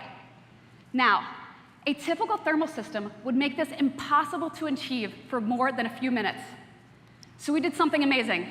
We designed the rear lattice pattern to act as a heat sink. And this doubles the surface area, quietly extracting heat from each LED. The results are incredible. This display can maintain 1,000 nits of full screen brightness indefinitely. Forever. And 1,600 nits peak. And this is going to allow our pros to do things they have been dreaming about. So for example, video editors can now work with their HDR content exactly as it's intended. And photographers can now edit an amazing HDR image like this for hours. And that is not all. Those images are going to have gorgeous, incredibly nuanced contrast, an incredible 1,000,000 to 1 contrast ratio.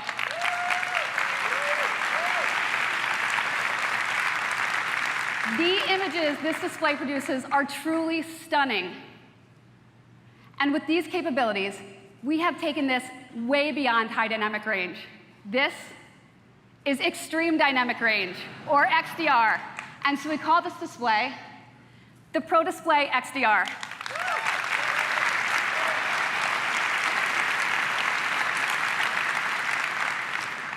So now, we have delivered every feature on the Pro wish list, but there's more. Thunderbolt 3 will provide seamless one-cable connectivity. So with the 15-inch MacBook Pro, you can have a stunning 2-display desktop setup. Or, with a new Mac Pro, you can connect an incredible 6 displays with 6K resolution for an insane 120 million pixels. Yes! Woo! Yeah! Woo! That's right. Now, there's one more feature that does not get much attention on other displays, and that's the stand, which is as pro as the display itself. First, it has an amazing counterbalancing arm that makes the display feel virtually weightless. It provides tilt and height adjustment, and it maintains the display's angle as it's raised or it's lowered. And it has rotation for portrait mode. Yeah.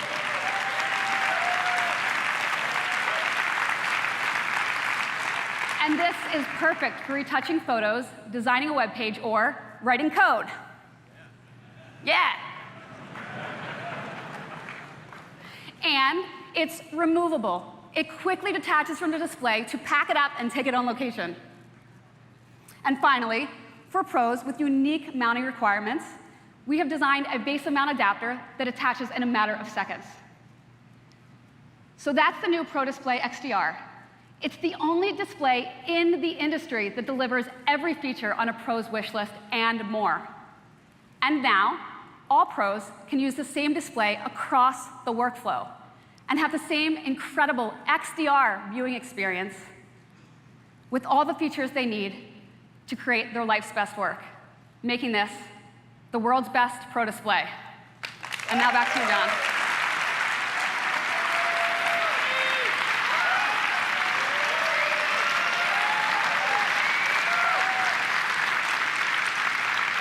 Thanks, Colleen. So that's the new Mac Pro and Pro Display XDR. Groundbreaking in every way, they deliver performance and capabilities that will forever change pro workflows. Now, the new Mac Pro is going to start with an 8-core Xeon processor, 32 gigabytes of memory, Radeon Pro 580X, and a 256 gigabyte SSD.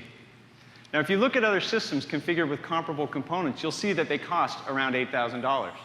The new Mac Pro will start at $59.99.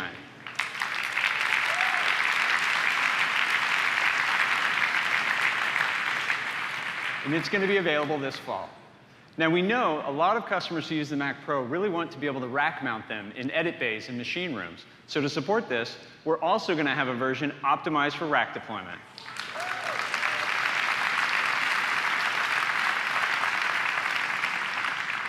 As for the Pro Display XDR, well, the reference monitors that we talked about can cost tens of thousands of dollars and still not match the feature set.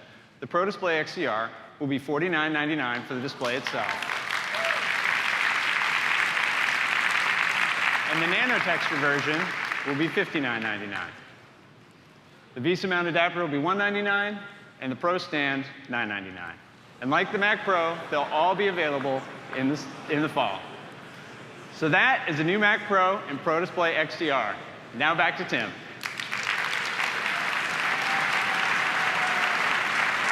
Thank you. Thank you, John, and thank you, Colleen. We can't wait to get the new Mac Pro and the Pro Display XDR into the hands of our pro users and see all the great things they're going to create with them. Now, powering the Mac experience is macOS, the world's most advanced desktop operating system.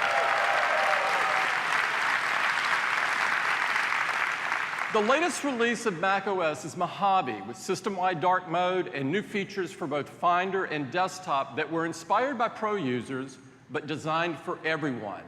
It's been a huge hit with Mac customers. The next release of macOS brings more exciting new features to the Mac. And to tell you all about it, I'd like to invite Craig back to the stage. Craig.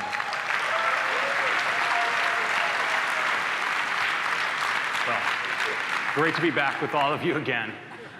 So for our next major release of macOS, we're moving out of the desert into the beautiful waters off the California coast, a place for sailing, diving, and so much more. It's macOS Catalina. Now, Catalina includes cool new features, some really fresh new apps, and some powerful technology for developers. Let's take a look. We begin with iTunes. Now, iTunes started completely focused. Rip, mix, and burn songs on your Mac. And then came the iTunes Music Store, kicking off the digital music revolution.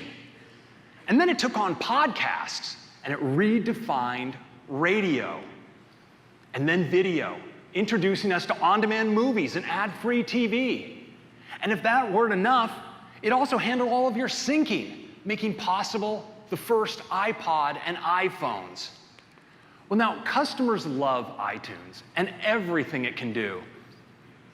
But if there's one thing we hear over and over, it's, can iTunes do even more? I think it can. Like, how about calendar in iTunes? I mean, you could have all of your appointments and your best tracks right in one app. Could we take it further? I think so. How about mail in iTunes? And maybe Safari in iTunes. And how are you going to switch between these apps? Well, of course you'll add a dock. I think we've nailed it. Now,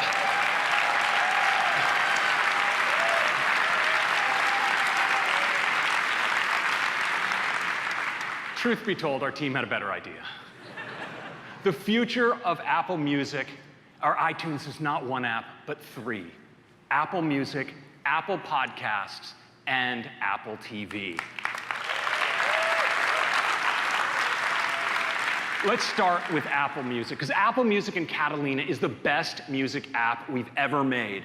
With its singular focus on music, it's so simple, but it has all the powerful music features you expect from iTunes, all while being just blazingly fast. And it's the best place for Apple Music subscribers, with personalized recommendations from a catalog of over 50 million tracks. And for those of you that use iTunes to sync, we made that experience better as well. Because now, when you plug in your phone, this is what you see. Nothing.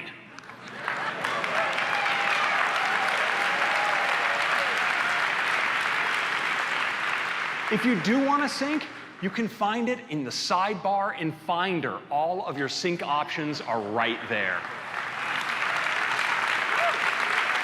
And next, let's turn our attention to podcasts. It brings a dedicated podcast listening experience to the Mac. And it features all the great features you're used to in iOS, like Listen Now, where you can see new episodes and keep track of your listening across all of your devices. And it has a great new feature, and it has to do with search. You know, sometimes you hear about something on the radio maybe, or a new podcast, something on the news, and you think, oh, I want to hear more about that, but you're not sure what show it was on, or even that it appeared in the title. Well, now we use machine learning to index the contents of the spoken content of podcasts. So now you can search that content and find the podcast with just a few clicks in the app. It's great. And finally, the Apple TV app, your new home for TV and music on the Mac. Now, you'll love having access to Watch Now, including all your great channels like HBO and Showtime, and it has all your purchased movies for iTunes as well. And they've never looked or sounded better, because now on recent Macs, we have support for 4K HDR playback on the Mac with HDR10 and Dolby Vision. And Dolby Atmos playback as well, so you'll experience amazing spatial audio rendered right out of your MacBook's speakers. So that's Apple Music, Apple Podcasts, and Apple TV. And now I want to turn to something new. We call it Sidecar. Yeah. Now, Mac users love connecting their laptop to an external display so they can spread out their work. But often when they have to leave on the go, well, they got to leave that display behind. Well, no longer, because now you can use your iPad as a second display for your Mac.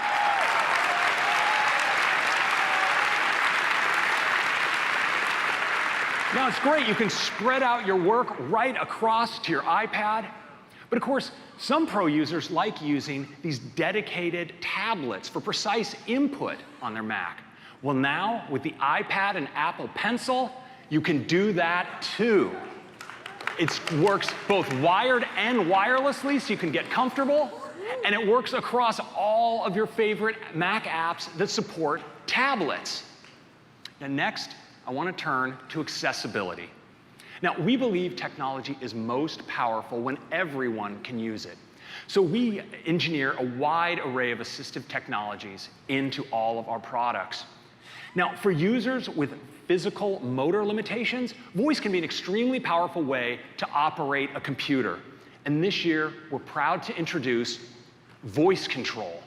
Now, voice control lets you control your Mac entirely with your voice. And not just that, we're also bringing it to iOS as well. I'd like to show you just how transformative this can be.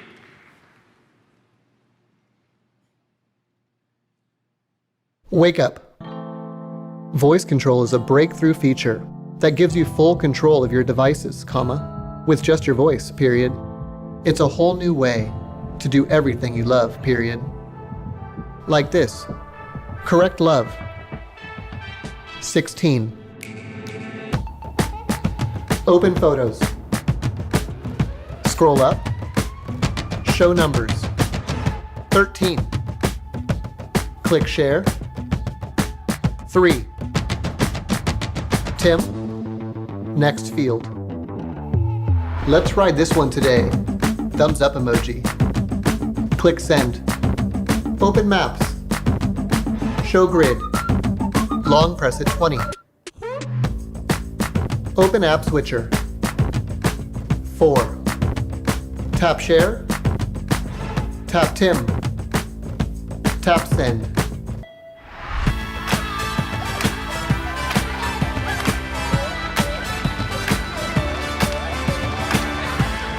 Hey, good to see you. Open music. Turn up the volume. All right.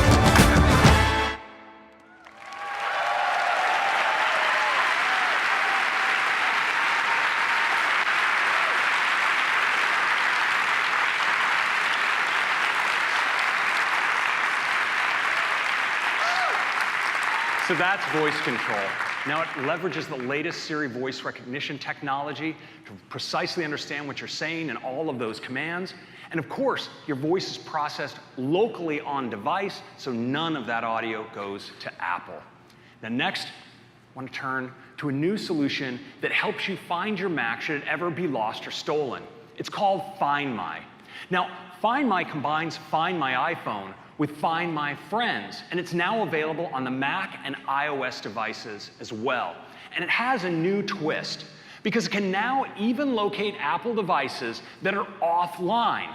Now, this is particularly important for Macs because often your laptop is folded up in a bag, asleep, and no longer on the network. Now, the way this works is really cool. Let's say you've misplaced your MacBook. So even when it's offline and sleeping, it sends out a secure Bluetooth beacon that can be detected by other people's Apple devices nearby. Now, they can relay your MacBook's location to the network and ultimately back to you so you can find it. Now, what's amazing is that this whole interaction is end-to-end encrypted and anonymous.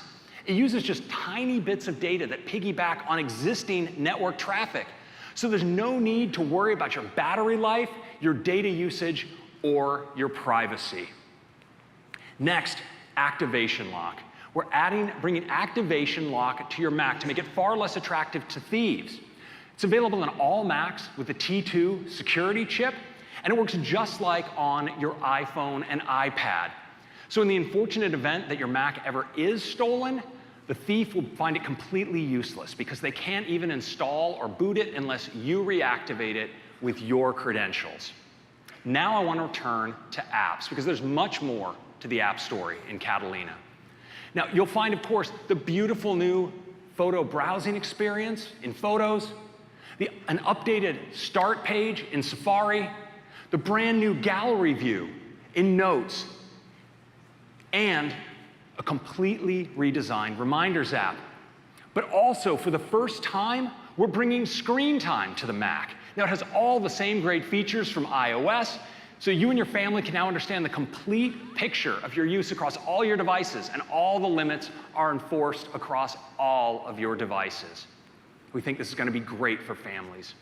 Now, of course, Mac users also love third-party apps, and they love to have more on the platform. We've been working on a new project that internally we call Project Catalyst. And it's new technology that lets developers quickly and efficiently create apps for the Mac based on their existing iPad apps. Now, there are over 1 million iPad apps out there, and we think some of them would be fantastic on the Mac. Now, iPad developers, of course, would also love to have a greater audience to sell their apps to. And there are 100 million active Mac users out there waiting for them. Now, if you're running Mojave, you've already used Catalyst technology because we used it to build news, stocks, voice memos, home. Now, that was just V1, and we've learned a lot since then. We've spent the last year expanding the number of categories of apps the technology could support, and we've tuned it up so it results in a much better Mac app. And we're pleased to announce that we're making Catalyst available to developers today in macOS Catalina.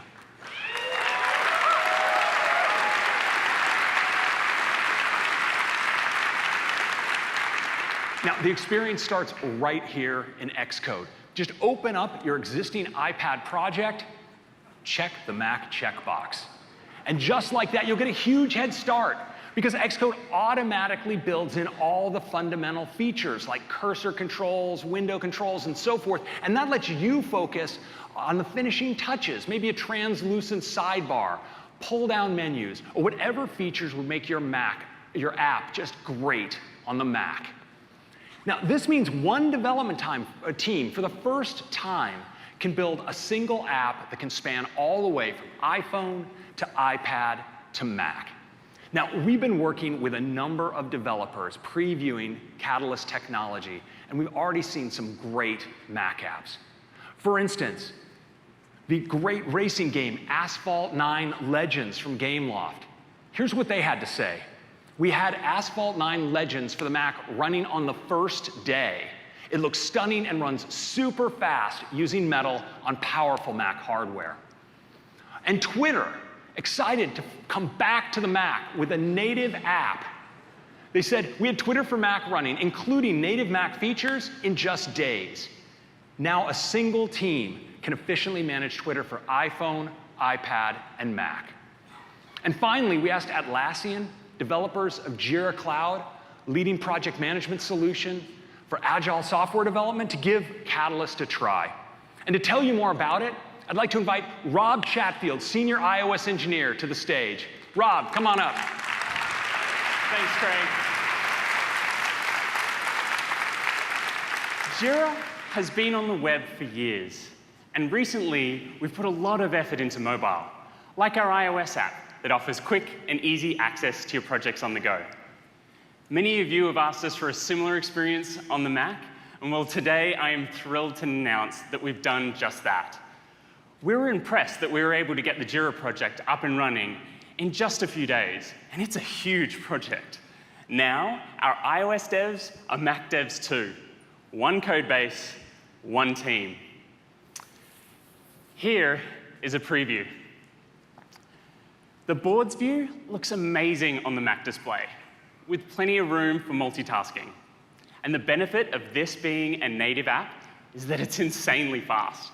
We can switch between these views instantly, which is a level of performance you just don't get on the web. And this is one project.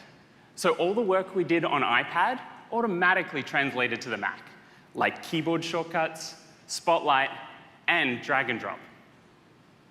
And it was easy to add those finishing touches that make it perfect for the desktop. For example, we added our top tasks into the custom toolbar. All of this never would have happened without Project Catalyst.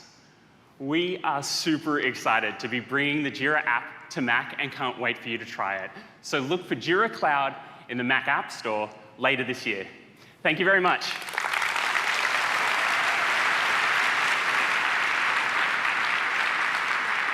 So we're really excited about this technology and excited to see what apps you all bring to the Mac App Store this fall.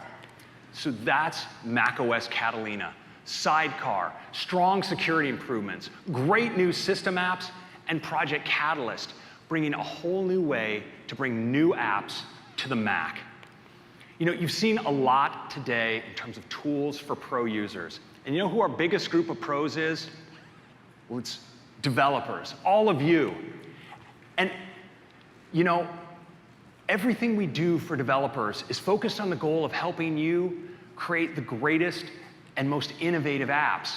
And we do this by providing tools and technologies designed to give you a head start.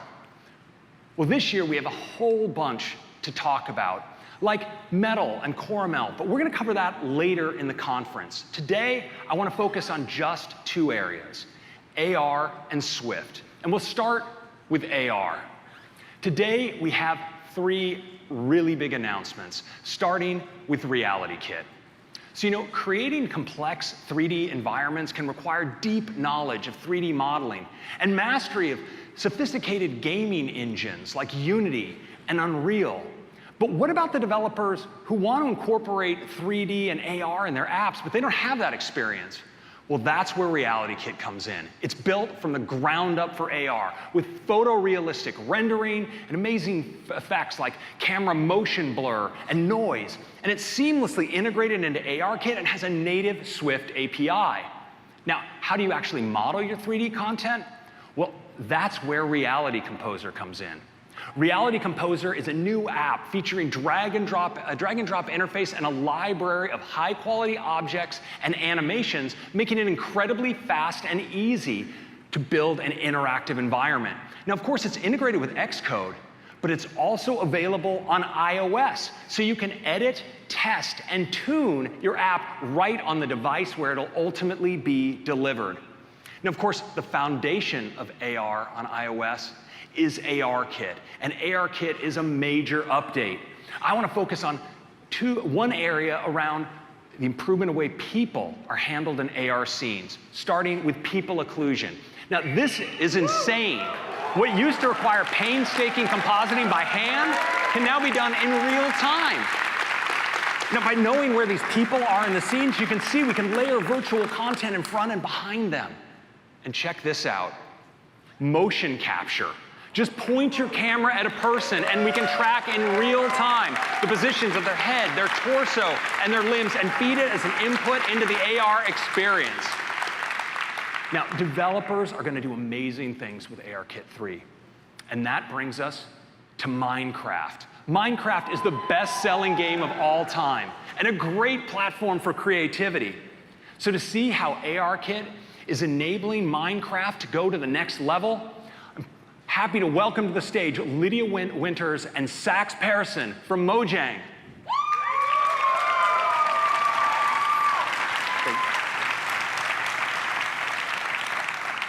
Thanks, Craig. Our amazing community inspires us to push boundaries and build unique experiences. We're here today to show you our newest creation. We've been dreaming about a Minecraft in the real world, a Minecraft in augmented reality. We share a vision with Apple, how AR can uniquely connect us to the world, and today, technology is ready for that vision. We've built something we think is pretty special. We're excited to demo gameplay for the very first time right here on stage.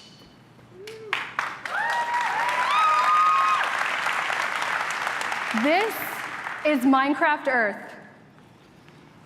Let's start with the basics.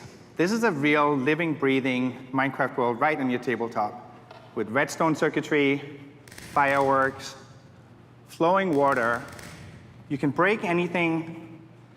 You can play with your mobs. And when I look at Lydia, I can see what tool she's holding, and I can see her name. And we can see anything she's building. I'm going to put myself into the build. There I am. Nice. Looks just like you. Let's use motion capture and make your character wave. Try one wave. Let's try to trigger the double wave.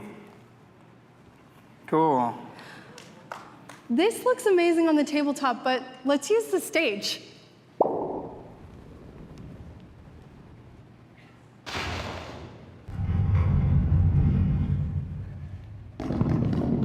Here we go.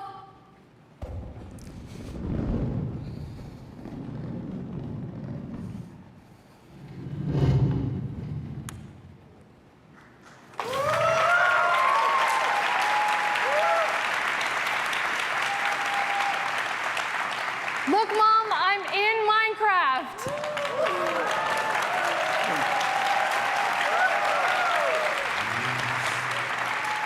You fit right in with the new people occlusion feature. Like, you can fit right into your Minecraft world. That only works on iOS.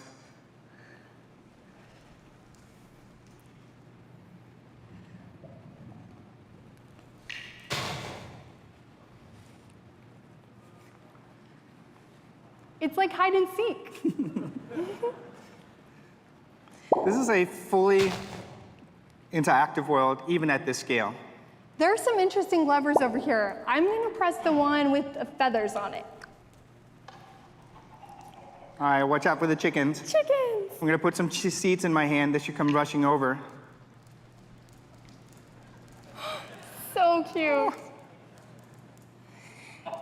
Hey, Sax, there's another lever over here. It has TNT on it.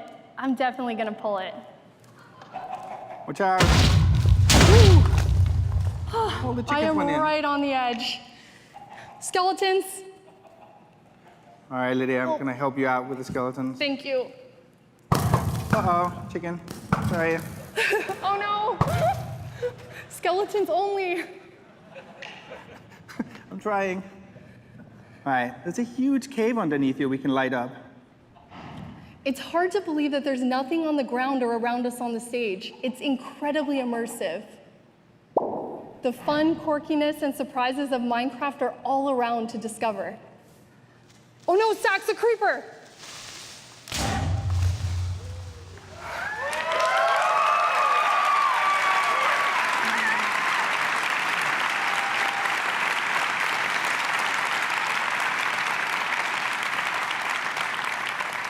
It's always a creeper. Minecraft takes on its biggest dimension yet, Earth. Unleash your creativity, build with friends, and turn the real world into your playground.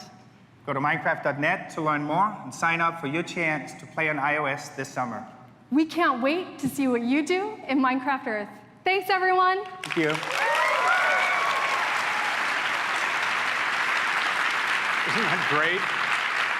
Now, just to be clear, no chickens were harmed on the stage at WWDC. I know it was very lifelike, but that was an illusion. So that's ARKit 3, Reality Kit, and Reality Composer. It's a huge year for AR. It's also an enormous year for Swift.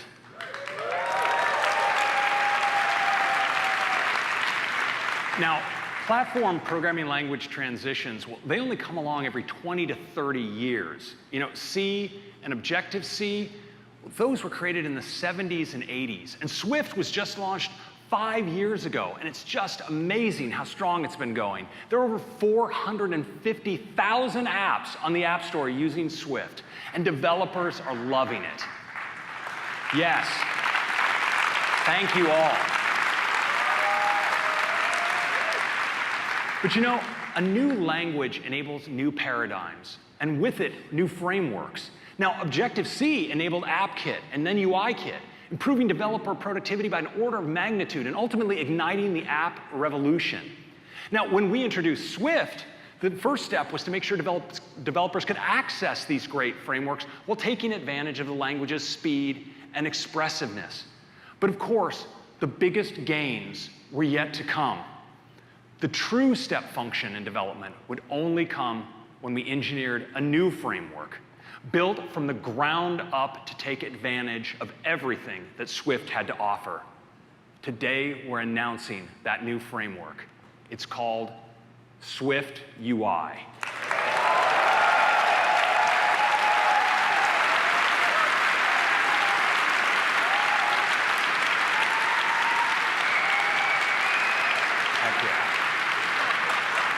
Now, Swift UI is built in Swift for Swift, and it provides a new paradigm.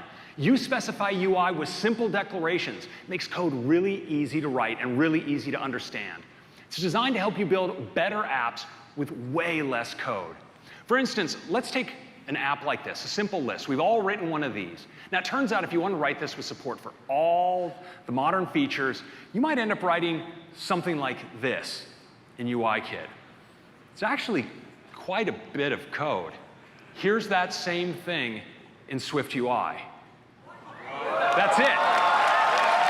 Just a few lines of Swift code. Yes. Now, there's so much that Swift UI gives you. It frees you to focus on the functionality in your apps. And we automatically do new things for you. Like when we add dark mode, your app gets it automatically. And of course, the framework is only part of the story, because in Xcode, there's a new interactive development experience. You can think about it like playgrounds, cranked to 11, built for apps. Now, to show you Swift UI in action, I'd like to invite Josh Schaffer, the head of our iOS UI frameworks, to the stage to give you a live demo. Josh.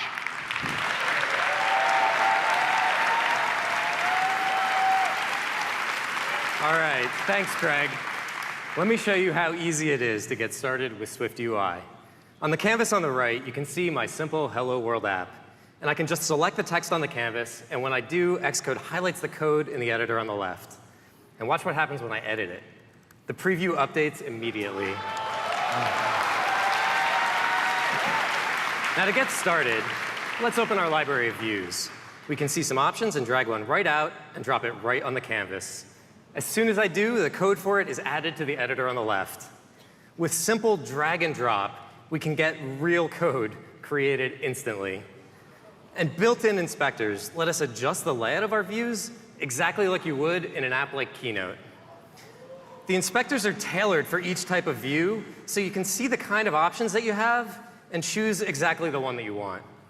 And I can use the exact same tools to edit the code directly, too. So with just one step, we can take this view we've been building and convert it into a scrollable list of views. Now, a list requires content. Thanks. It's really incredible. OK, so a list requires content. And for that, we can bring in a model object that I created earlier, and then just start connecting it up to our views.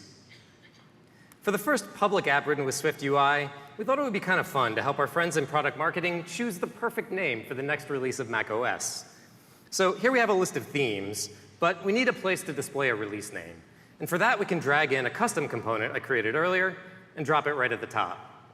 Now, even with this little amount of code, SwiftUI already provides default support for really common features, like localization for right-to-left languages, and of course, iOS 13's new dark mode.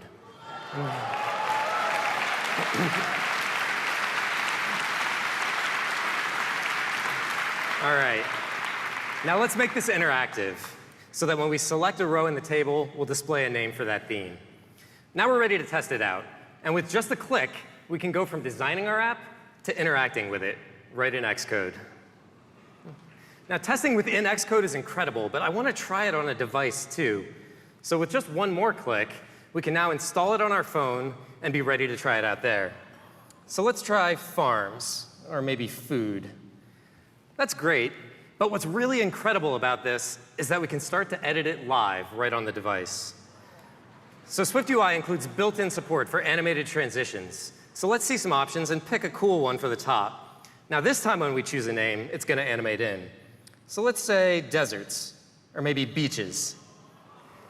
That's better, but we all know that product marketing chooses these names randomly.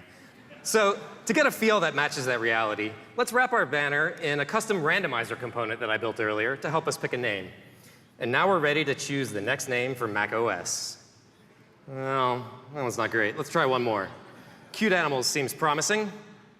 Well, that one's perfect.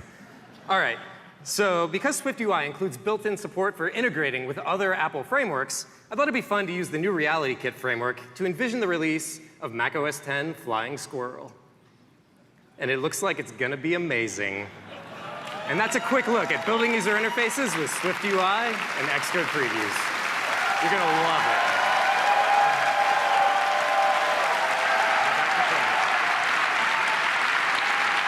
What do you think?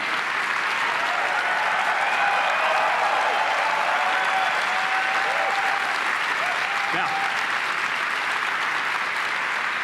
I'm sure that many of you are really excited to adopt SwiftUI in your apps. And the good news is you can do it starting with a single view all the way up to a whole application. And this isn't just for building iOS apps. For the first time ever, we now have a native framework for building watch apps as well.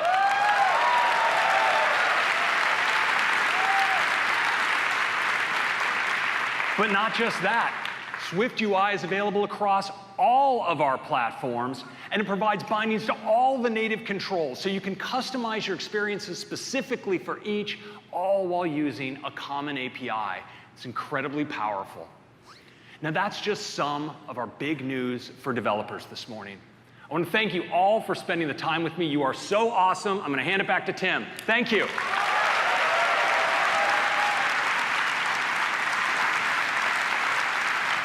Thank you, Craig. What an incredible morning. Have you enjoyed it? Yeah. Today we moved all of our software platforms forward, providing customers new ways to enrich their lives and powerful tools to developers so they can continue to change the world. All of the platforms will be available as a beta today. And the public seed for macOS iOS, and iPadOS will be available in July. And of course, all of this great software will be available to our users in the fall. Now, you'll also be able to get an early look at the new Mac Pro and the Pro Display XDR in our Pro Studio just across the street. I encourage you to do that. We have a huge week planned for you guys with more than 100 sessions, more than 200 hands-on labs, and over 1,000 Apple engineers that are here to help you. So seek them out. We can't wait to see what you guys are going to dream up and how you're going to continue to change the world. Now, before I close this morning, I'd like to thank everyone that worked so hard at Apple on all of the products that you saw this morning. These guys have given up their nights and weekends from their families and so on and so forth, and many of these innovations are years in the making. So thank you. Let's give them a round of applause.